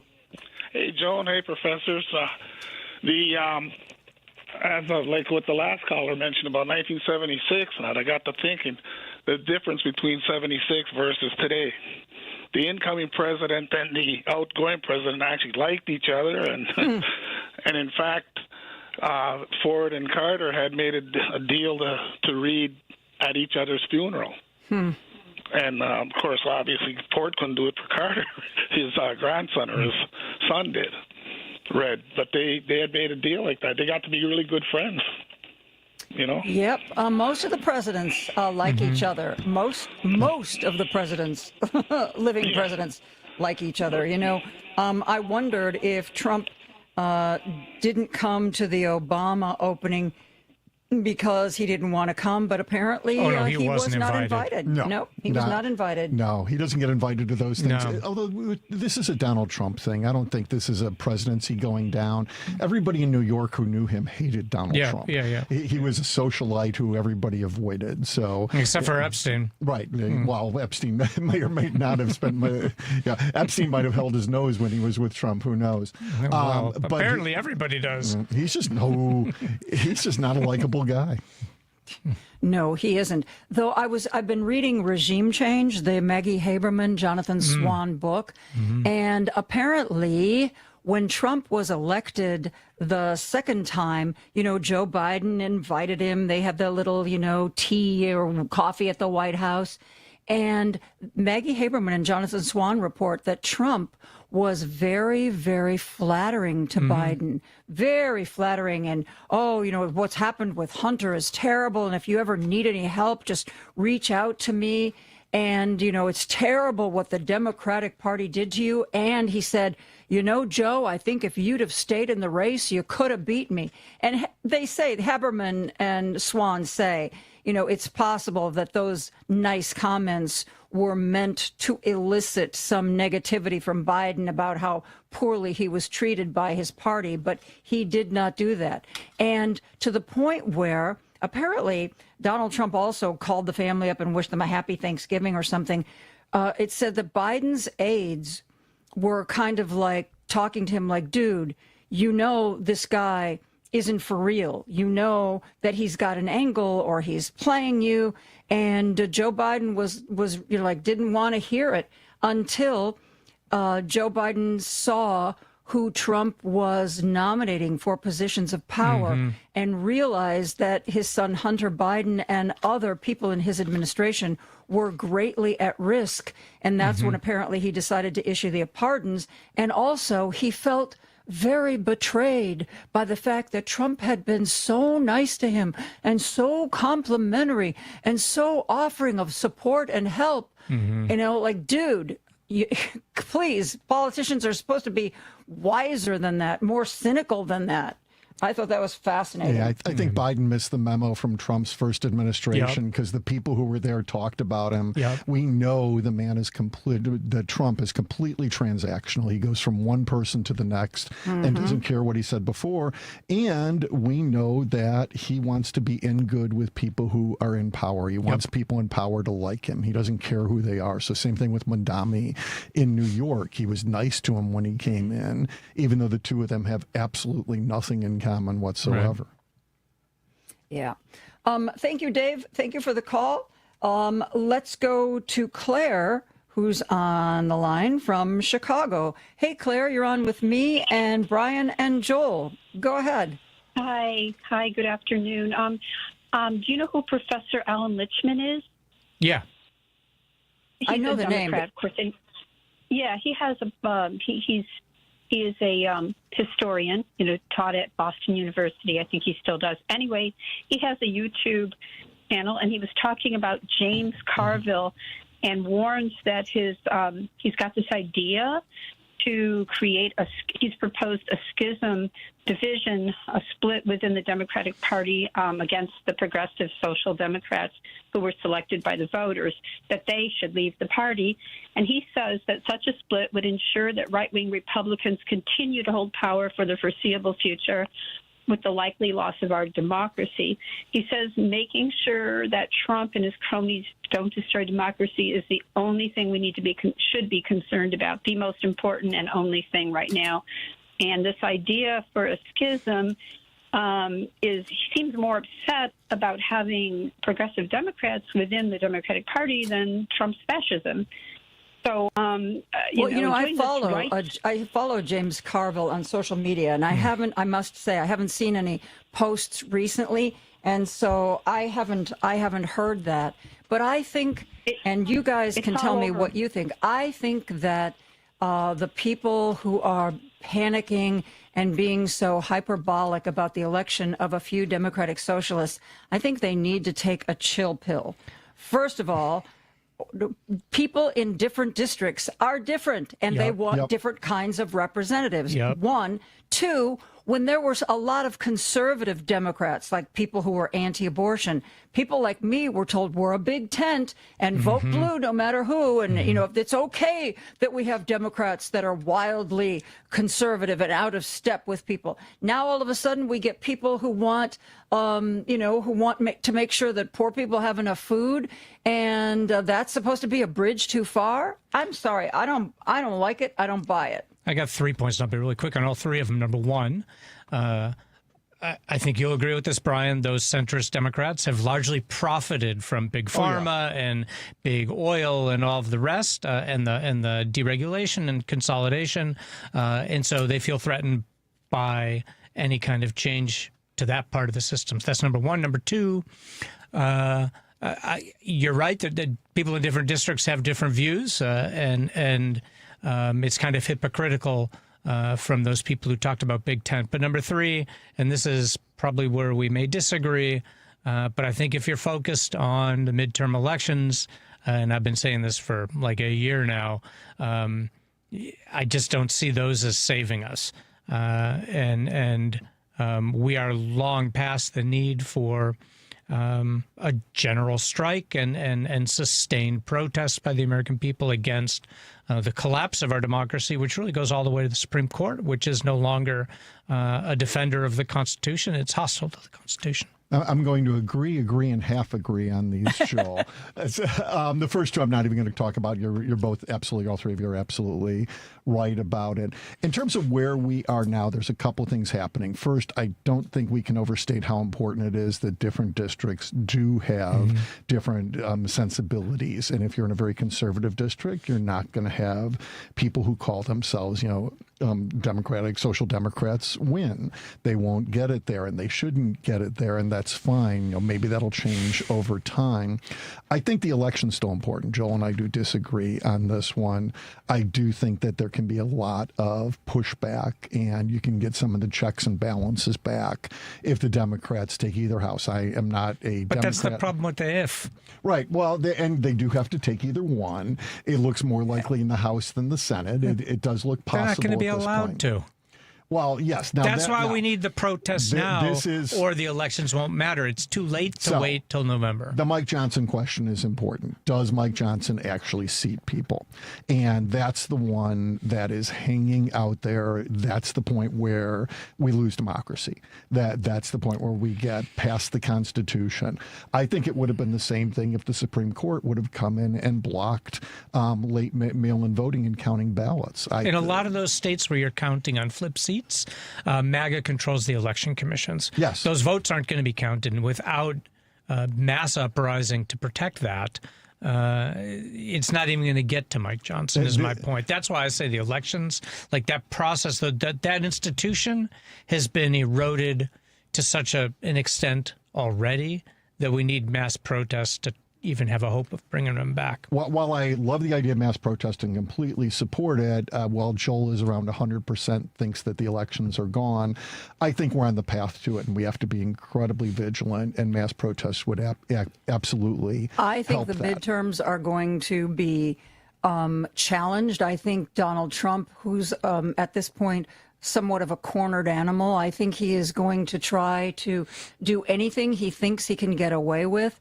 And I think that people are expecting that. And I think people are determined to vote no matter what. But if he really goes overboard, Joel, he might, by overplaying his hand, actually bring about the kind of protest, the kind of work stoppages that you're talking about. It's just like with the Supreme Court.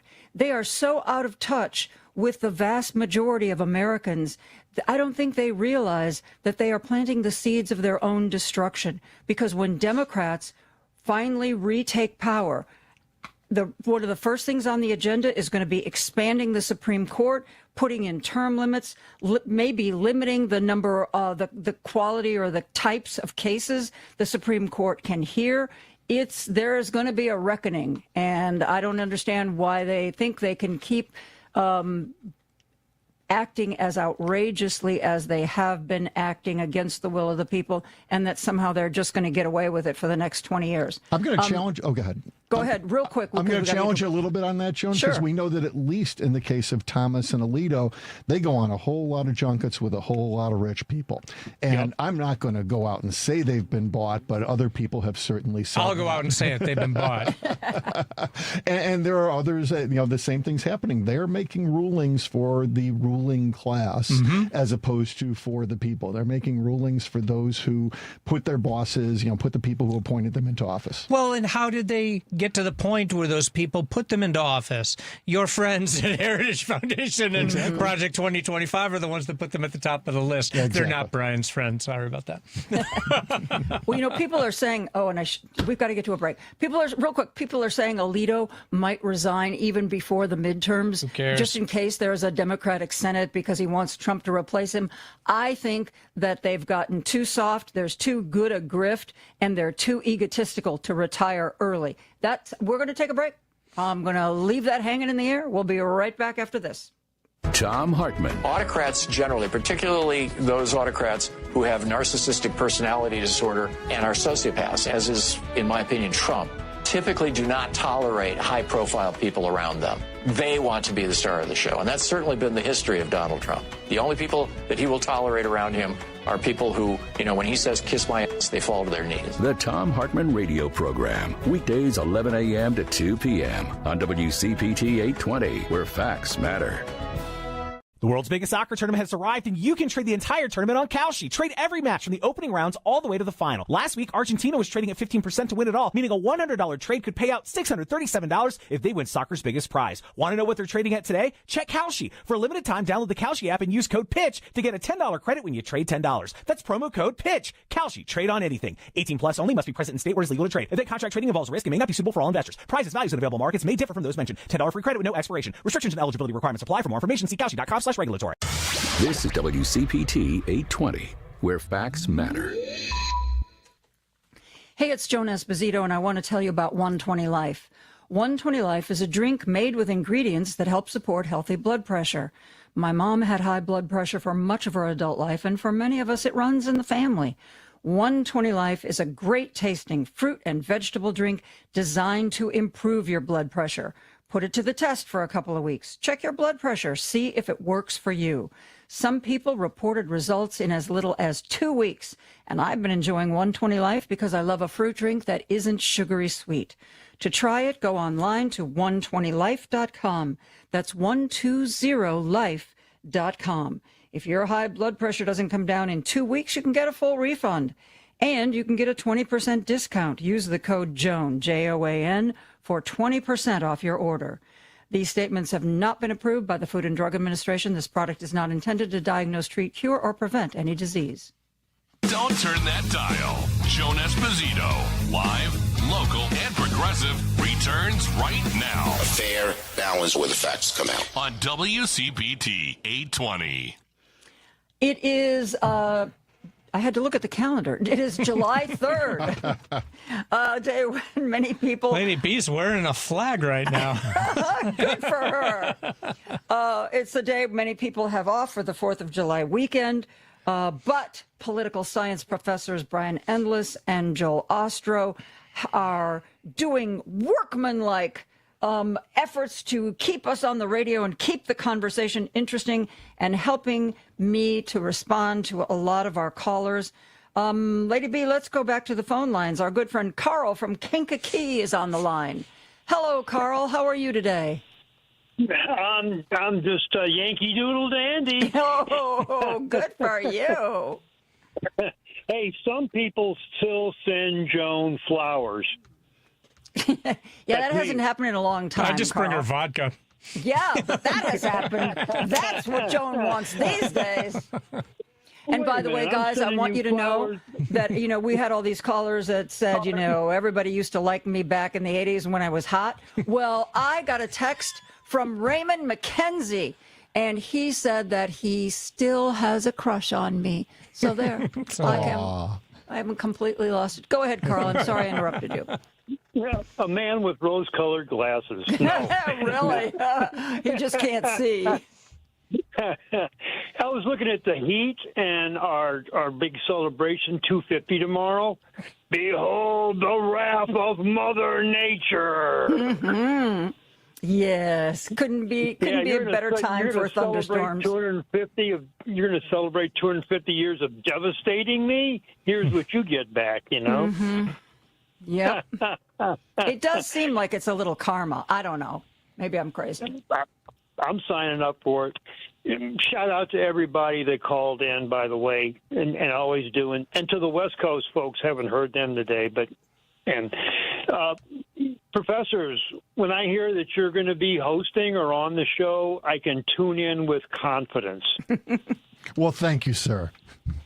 I'm not sure why with Joel's on. But Yeah, I was trying to think of a comeback about Brian. I held my tongue. It's an enigma, but I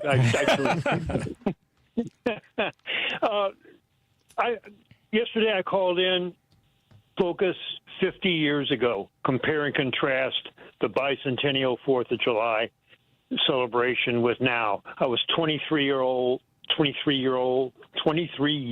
old back then, and I was in the midst of bicycling from Chicago to San Francisco with a bunch of other guys. Today, 50 years ago, we were in Cody, Wyoming, the heartland of America, the West, and we were celebrating at the rodeo grounds with the Nitty Gritty Dirt Band. Wow. The next day, they had a big parade with John Wayne, the Duke, as the Grand Marshal. Compare and contrast to now. Yeah. Yes. And I remember the bicentennial.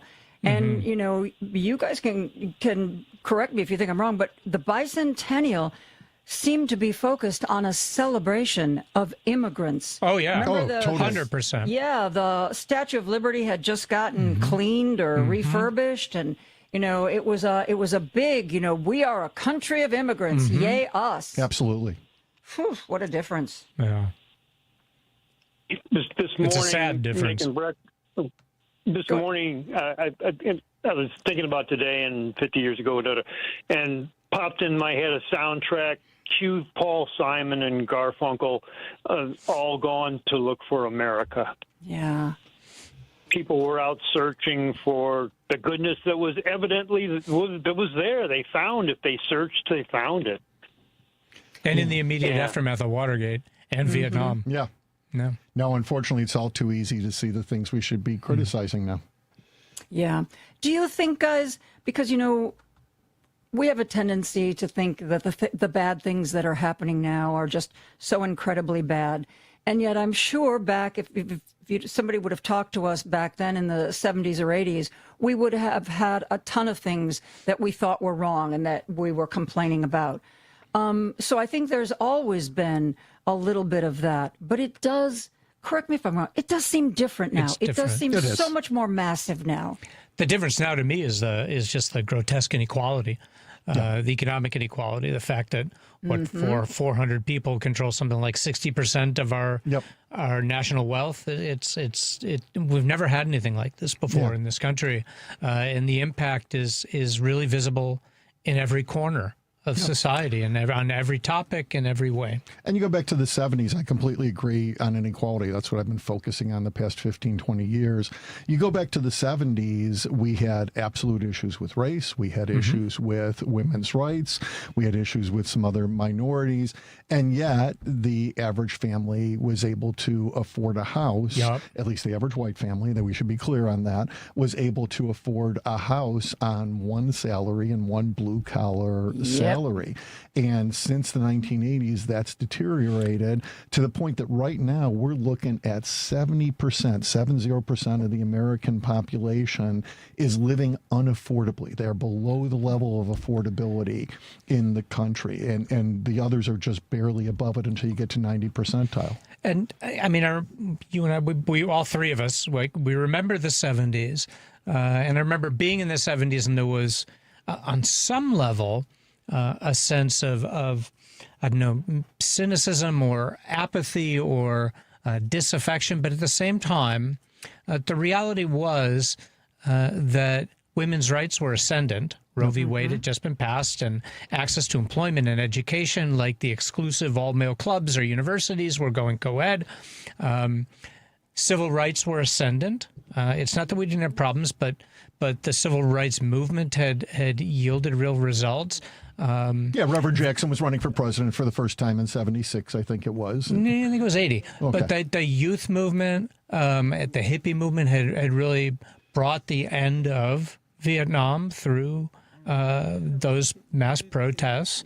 A corrupt law-breaking president had been removed from office, there were positive things that were happening, and I think people were generally aware. And there was a lingering criticism, and there were still certain problems, but I think there was also a certain degree, at least socially, of optimism that things could change for the better. And internationally, we had alliances that made sense. We had great trade relationships at that point in time. The Cold War was winding down, it peaked toward the end of the 70s and then quickly wound down after that point in time. We were getting trade relations with China. Things were absolutely, just objectively better at that point in time. There were a lot less things that were problems for a lot less people. Yep. And it's the opposite now.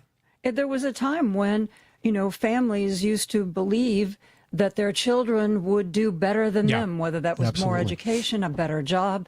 And, that's when I grew up. And man, oh man, I'm not quite sure when it went away, but it's gone now. People no longer believe their kids. People went to college with the hope of getting a career so they could have a house and looking forward to having kids. Our students today, they see no hope for any of that. It was 8 to 10 years ago I started to hear that from my students and was talking about it. Sometime in that time range, they just realized, and their parents realized, that the hope was gone, and we started talking about the American dream being gone. I think it's been being deteriorated for the past 40, 45 years.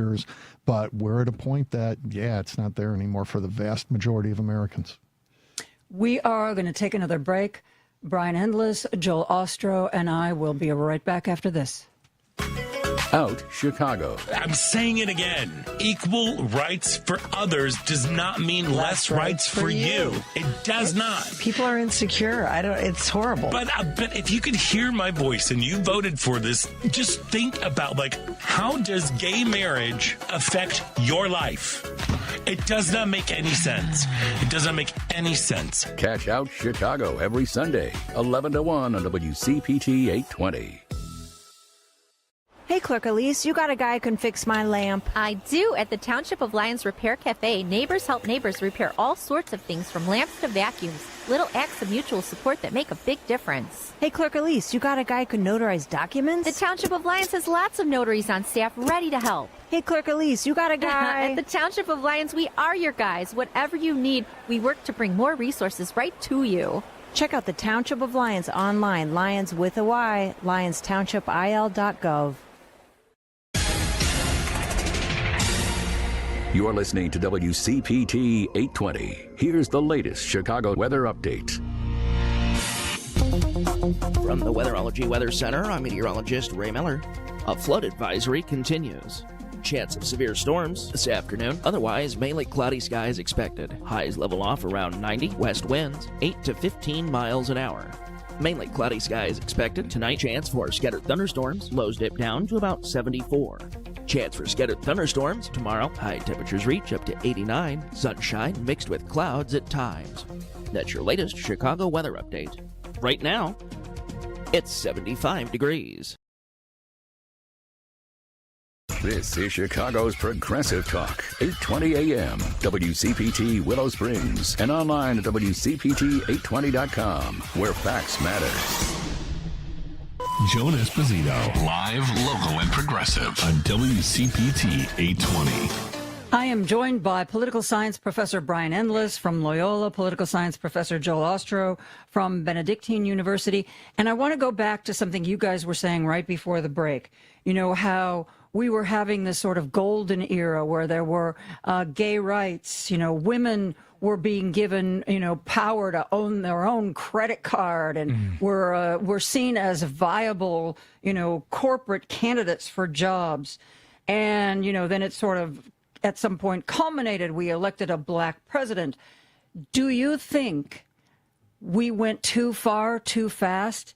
And that's why we've had this reaction, let's do away with women's rights, let's do away with gay rights, and let's make sure all of our presidents are white and that we're a white Christian nation. Was it too much, too quickly, guys? What are you saying? There should never have been a female television news anchor, Joan? Aside from that. Aside from that, okay, I'm just checking. But I've heard people say that it was too much, too quickly. Actually, I even heard a few years ago gay rights activist who's of our generation, my generation anyway, say that looking back on it, maybe, gay marriage and all this other stuff, maybe it was too much too quickly and there was bound to be a backlash. I've always found that argument to be BS, although I do think that Trump is, and the Trumpism in MAGA is a reaction to Obama, but I think it's less because he was black and more because we got hope and not enough change. I think that's a part of it. The people are using race, they're using gender, they're using LGBTQ, they're using women to sell a small group. And I think what we've always seen, I don't think it's too fast. I think it's 2 steps forward, 1 step back. And that tends to be the course of history. It happened with civil rights, happened with civil rights after the Civil War, it happened with civil rights after the 1960s. We take a few steps forward and then reactionary forces come back in and push us back in the other direction. Fascism's a really big step backwards. It is a giant step. And I think that's always the question when we take these steps backward. We shouldn't assume that the past is prologue. We need to say, hey, this is dangerous, and we had these things and they're being taken away.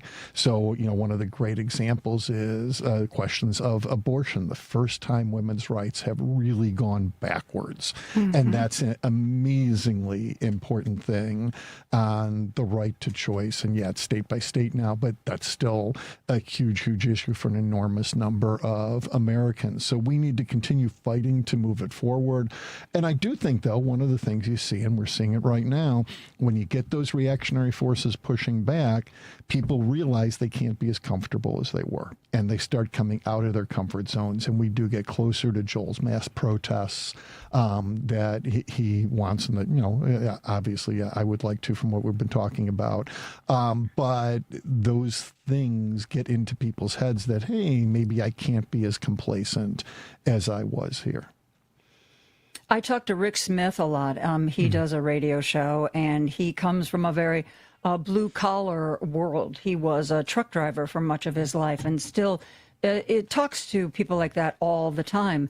And we've talked about a general strike, whether or not that's going to happen. And every time I've asked him about it for the last year and a half, he has said, nope, that segment of society that would have to be a big part of any action like that, they haven't felt the pain themselves, or they haven't felt the pain to a degree that's going to motivate them to be out in the streets. Totally disagree. Really? 10,000% disagree. History everywhere shows it doesn't matter who the people are who go to the streets. You get 3.7% of the population in the streets, you get political change. And until that is refuted somewhere on the planet, that holds as a principle. It doesn't matter who the 3.7% are now. If you got that many people out into the streets, you'd have a good chunk of that segment of the population that he's talking about. But you don't need the 400 richest families in the world, and they're not going to the streets. Even you're not going to get any of those 50 millionaire families out onto the streets, probably. But you don't need them. You need the other people to stop doing business with those. You get the 3.7 on the street, that shuts down the economy. I think that's a piece of it. I agree with the 3.7 number. It's historically true, but I think we're in a relatively unique time here. And we have been set up since the late 1800s, early 1900s to have our labor movement undermined in ways that have not happened anyplace else in the world. Like and what? It is significant. Just go back to Taft-Hartley and some of the early stuff that was going on. We're not allowed legally to have general strikes. So labor unions could go to jail. Leaders could go to jail if they actually called for general strikes. I think the other factor is that people in power have taken advantage of the fact that we're very diverse and spread out. Not diverse in terms of number of people, but we're all over the place. And our working class, which to me is everybody who's not investing for a living, basically. It goes up to lawyers and doctors even. But our workers are insanely diverse and don't always see that they can do things. And now you add on to that, over the past 50 years, labor has been deteriorated even more to the point that most people who are laboring have to work to live. It's a conscious effort of the far right. 100%. And the undermining the belief that we can actually do anything. Yeah, absolutely. They want us to. They want us to lose faith in government. They don't want us to just lose faith in this government. It is in any. No, they want government. us to lose faith in democracy. Yes, absolutely correct. And they push the idea of democracy bad and bad for the economy and other things. And, democracy will hurt minorities. Well, there's one big minority it'll hurt, and that's the top 50 families that are out there. Yep. Yeah. Guys, let's go back to the phone lines. Al is on the line from Franklin Park. Hey, Al, you're on with me and Brian and Joel. Go ahead. Hi. Yeah, I agree with what you're saying, but we got to remember that we're in a class war right now, and we got to pay attention to the guys behind the curtain that are controlling all the money, and they also control technology a lot. And behind the curtain. Yeah. Brian, you want to jump in? Al, I have a TikTok and YouTube page you should follow. It's the Go ahead, Carl. The Come Together Project. You have either read from my script or I think you're just a very smart person who came up with it yourself. But yeah, we 100% are. I like to avoid the words class war because they have been demonized. And people hear communism and they have no idea what that means, and socialism, they have no idea what that means. To me, it is very much the rest of us versus the tiny number of people at the top. And we need to get conscious of the fact that we're all working for a living. If you get a paycheck, whether you are a blue-collar worker, whether you are a janitor, an administrator, an office worker, or even a doctor or lawyer, you're getting a paycheck, you are a worker, you are in the same boat, you are closer to poverty than you are to ever being a billionaire. And it's only those people who invest for a living and who make money off of their money that are benefiting off of our current society. And the more we come to realize that we have a ton of things in common, the better. But those same people at the top are doing everything they can with culture wars and other issues to drive us apart and to stop us from getting that consciousness. Yeah, we don't want to. We don't want anybody realizing that the wealthy people are the ones who are pulling the strings because they want us to be all upset about trans people and they want us to be all upset about immigrants. And when you're focusing on that, you're not focusing on the big picture. They don't care. They just want us to be upset. They don't care what we're upset about. They don't give a hoot what we're upset about. They just want to take our money. And they also love it, for instance, when the Democrats turn into a circular firing squad and you get the centrists who fight against the Democratic Socialists. And I got one more point I'd like to throw in here. Go ahead, Al. That today is July 3rd. We are exactly 5 months from the election right now. And we have to be using July 4th as a way to say, hey, let's look at all the good things that have happened in our government, all the good people, that there have been, and work towards November 4th, which would be the day after the election, where we have to celebrate our wins. We got to be all about the election now. 123 days till the election. Let's thank you, Al. Thank you so much for the call. Let us go to the phone lines yet again. Vicky is on the line from Villa Park. Vicky, go ahead. We're here. Hey, I think you're hot too, Joan. I'm thank you, Vicky. I should have taken this call sooner. I was going to say, I have two family members that were devastated by 2008, not by terms of what they lost, but the fact that they never have caught up to this day, almost 20 years later. I grew up with grandparents, and I heard all about the Great Depression, that they were starting a young family in the midst of that. I dread that we are about to have another crash along those lines, and the only bright side to me is that it might come far enough ahead of the election that it will get people out in the streets and out to the polls. I'm curious if the guests have any thoughts about this situation or any advice about it. Oh, I definitely think it's unsustainable. This period. Our entire economy essentially is a Ponzi scheme now, right? It's just a huge did you see pyramid. in the Wall Street Journal just this week that guy, I can't remember his name, the famous guy who saw the housing crisis coming? The guy who was part of the movie The Big Short. Right. He is now selling all of any company he has stock in that has anything to do with AI. Yeah. Even a company like Caterpillar, because they're using AI for something or other. He is shorting every single one of those companies. He sees a big crash coming. Yeah, there is. And to the caller's point, your family members haven't recovered. And unfortunately, they're like an enormous number of other people. I just saw the stat yesterday. Our unemployment is at a near record low rate again. It's looking fantastic.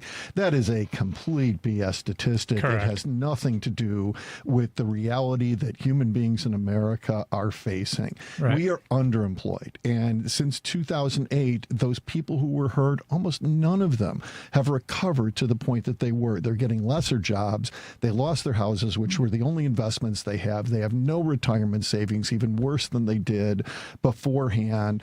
And everybody has been progressing backwards except for those top few people. 100%. And it is just absolutely horrific, the society that has been forced upon us. It's not that we fell into it. It's been pushed upon us. And I do want to say that 2007, 2008 collapse should have been the spark that brought real change. That is why Barack Obama was elected to be president, because the people who voted for hope and change counted on the change because they experienced catastrophe, and what they heard was, we're going to have real systemic change.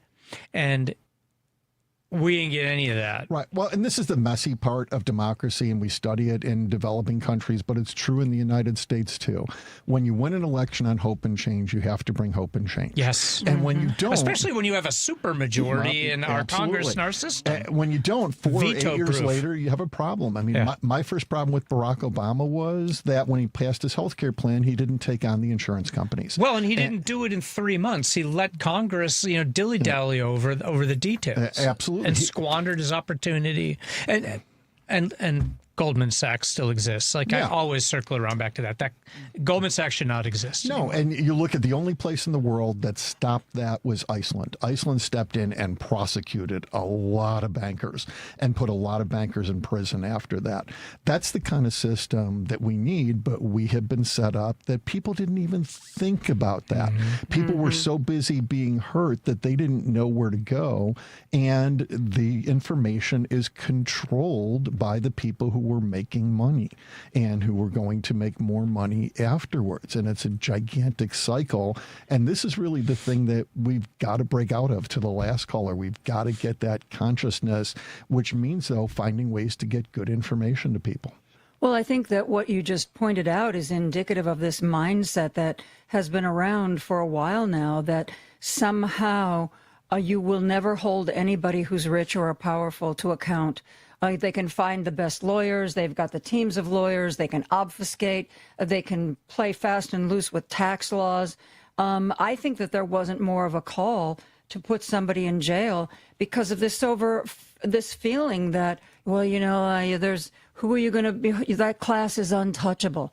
That class is untouchable. The rich promoted that false notion of too big to fail. And here's the thing that I'm seeing now, and I talk about this once in a while because I'm a person who wants a social revolution.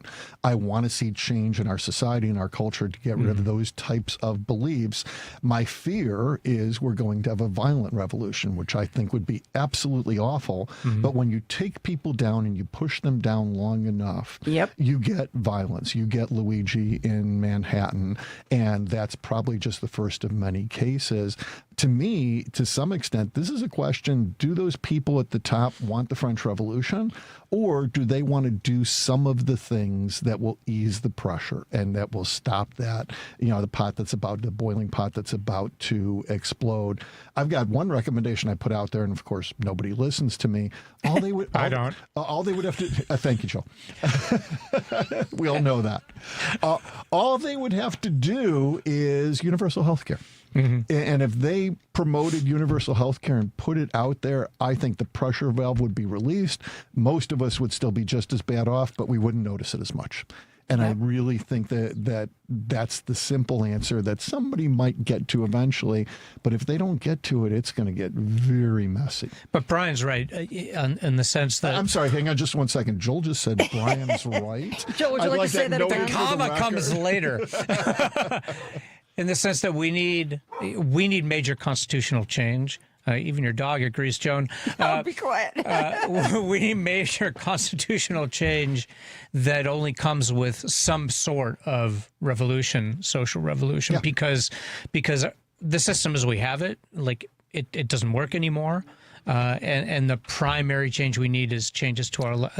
Trump is right, but Trump is wrong. We need changes to the way we conduct elections and campaigns in this country if we're going to have a democracy. I also really, really don't want constitutional change right now. We need the social and cultural change first, because I am horrified about what this society would put into a new constitution. No, it's got to be part of that uprising. Yeah. Exactly. Yeah.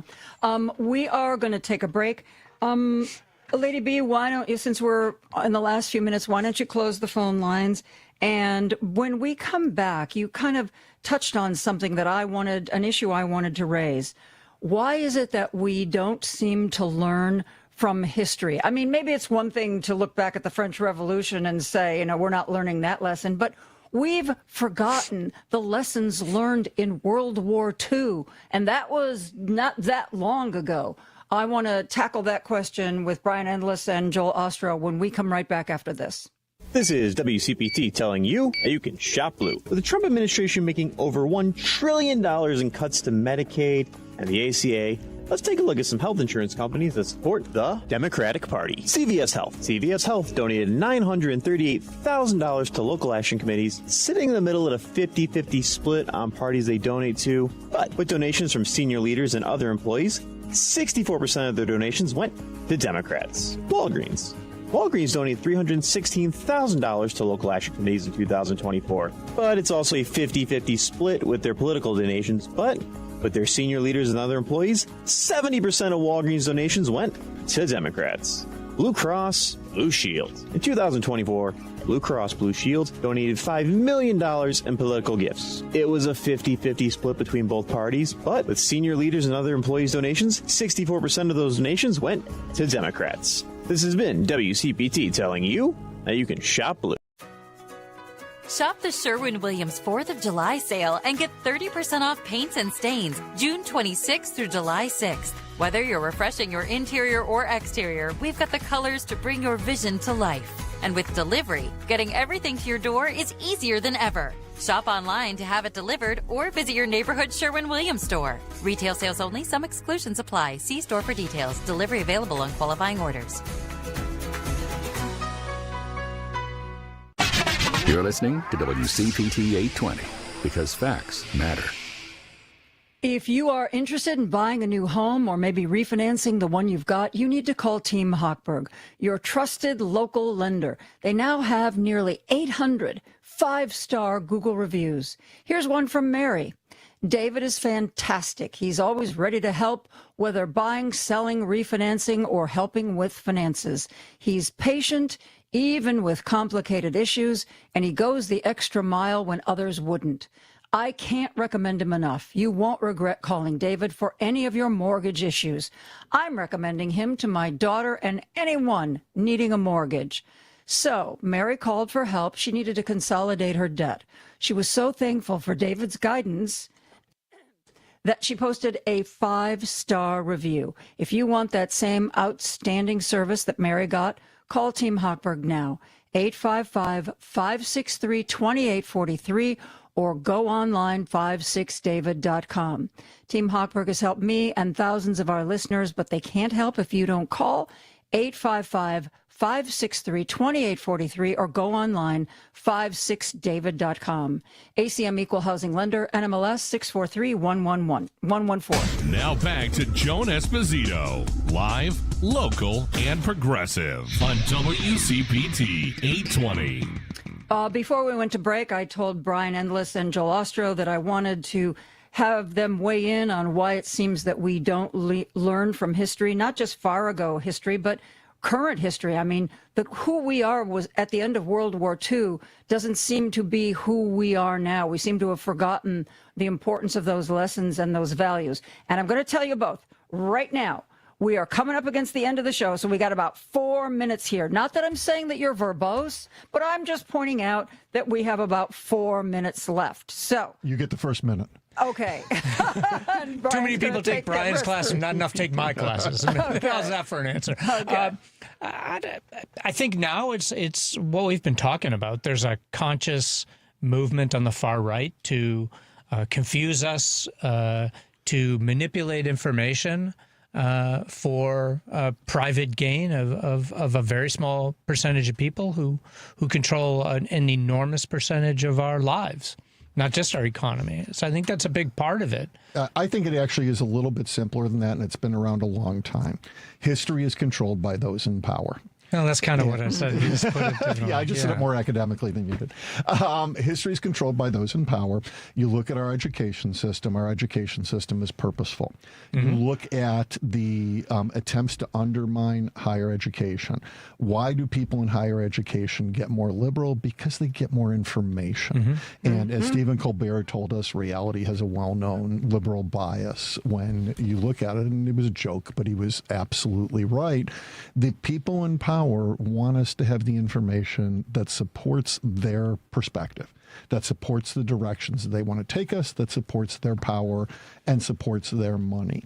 And this has been true forever, but again, we see it even more in the current age with so much media that's available to everybody, and now with the rich controlling all of that media, whether it's social media or quote-unquote news. And really important point is it's the people in power. This is not an exclusive movement of fascists or the right. No. Mao wanted to control information. Lenin and Stalin controlled information. Although I don't know that Stalin was left, but it's a feature of power. Those who control the resources, whether economic or political. Yeah, you come into power and you rewrite the history books. That's sure. just standard in most countries that have autocracies and power changes. Yeah. Okay, but they're making a concerted effort to change our educational system right now. But, there are some of us still alive whose parents or older relatives were in World War II. I mean, we learned lessons about doing the right thing and being the good guy and having character. And it's like somebody like that is considered a sucker. Absolutely. But think about it. This has been pushed on us. There was a pushback against civic education, which is what we used to have. And now people who have civic consciousness are looked at as suckers because we have been taught that people who have civic consciousness are suckers. We're taught that people who are altruistic are suckers. We're taught that individualism is more important than communitarianism. Those were all World War II values in the United States that lasted through Kennedy and really up until the 1980s. I agree. Oh, okay. Wow. Thank you both so much. I can't tell you how much I appreciate you spending a big portion of your holiday afternoon here with me and our listeners. It is always so much fun and so informative to have these discussions with you two. Well, we love being on with the hottest radio hosts in town. Oh, there Exactly. you go. I forgot about that part. He got to it before I did. Yeah, there's that too. So Thank you, for Joan. acknowledging it, the truth of it. Okay. I hope you have a great 4th of July. Driving It Home with Patti Vasquez is next. She is live, and one of her guests is Paul Shivari. Yes, that Paul Shivari. And I bet he's going on Patti's show to talk about the fact that tomorrow he is filling in for Edwin Eisendrath. Yes, Edwin pre-recorded an interview with Tom Nichols from The Atlantic, and we're going to have that. But Paul is going to be talking with Kevin Schultz, who's a professor of history at UIC, and also William Muck, you guys' friend, professor of political science from North Central College. And I also want you to know that even though it's a holiday weekend, Out Chicago with Scott Duff and Ellen Miller is going to be live this Sunday. They're on from 11 a.m. to 1 p.m. And they are both showing up like the rest of us weirdos who don't seem to understand what a holiday weekend is, except maybe for Edwin. He's one of the only ones smart enough to go somewhere. But even he pre-recorded an interview, so there's that. So Patti Vasquez is next. Paul Shavari is going to tell us about what he's going to do on Sunday when he fills in for Edwin Eisendrath. Scott Duff and Ellen Miller are going to be here live in the studio this Sunday. I will be back Monday, July 6th. I'm going to be talking to retired former Major General Randy Manor. Always an insightful and informative interview, because there have been some stuff about the military is starting to get a little tired of Pete Hegseth, and more of them are being pretty vocal about it. We're going to have that interview on Monday. I'm also going to talk to Bobby Kogan, who, as I've said before, is literally the only human being who can make talking about budgets fascinating and interesting. So I will see you Monday at 2 p.m. Thank you, Joel. Thank you, Brian. Thank you, Lady B. Have a great holiday weekend, guys, and good night.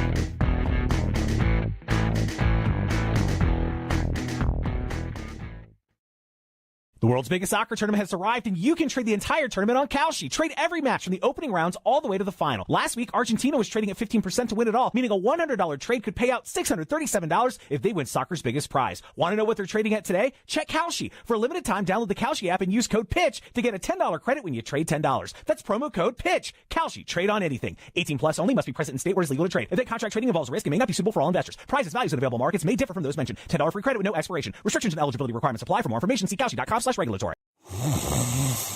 Sound familiar? At Mattress Firm, we understand there are many problems that can keep you up at night, like snoring, aches and pains, or sleeping hot.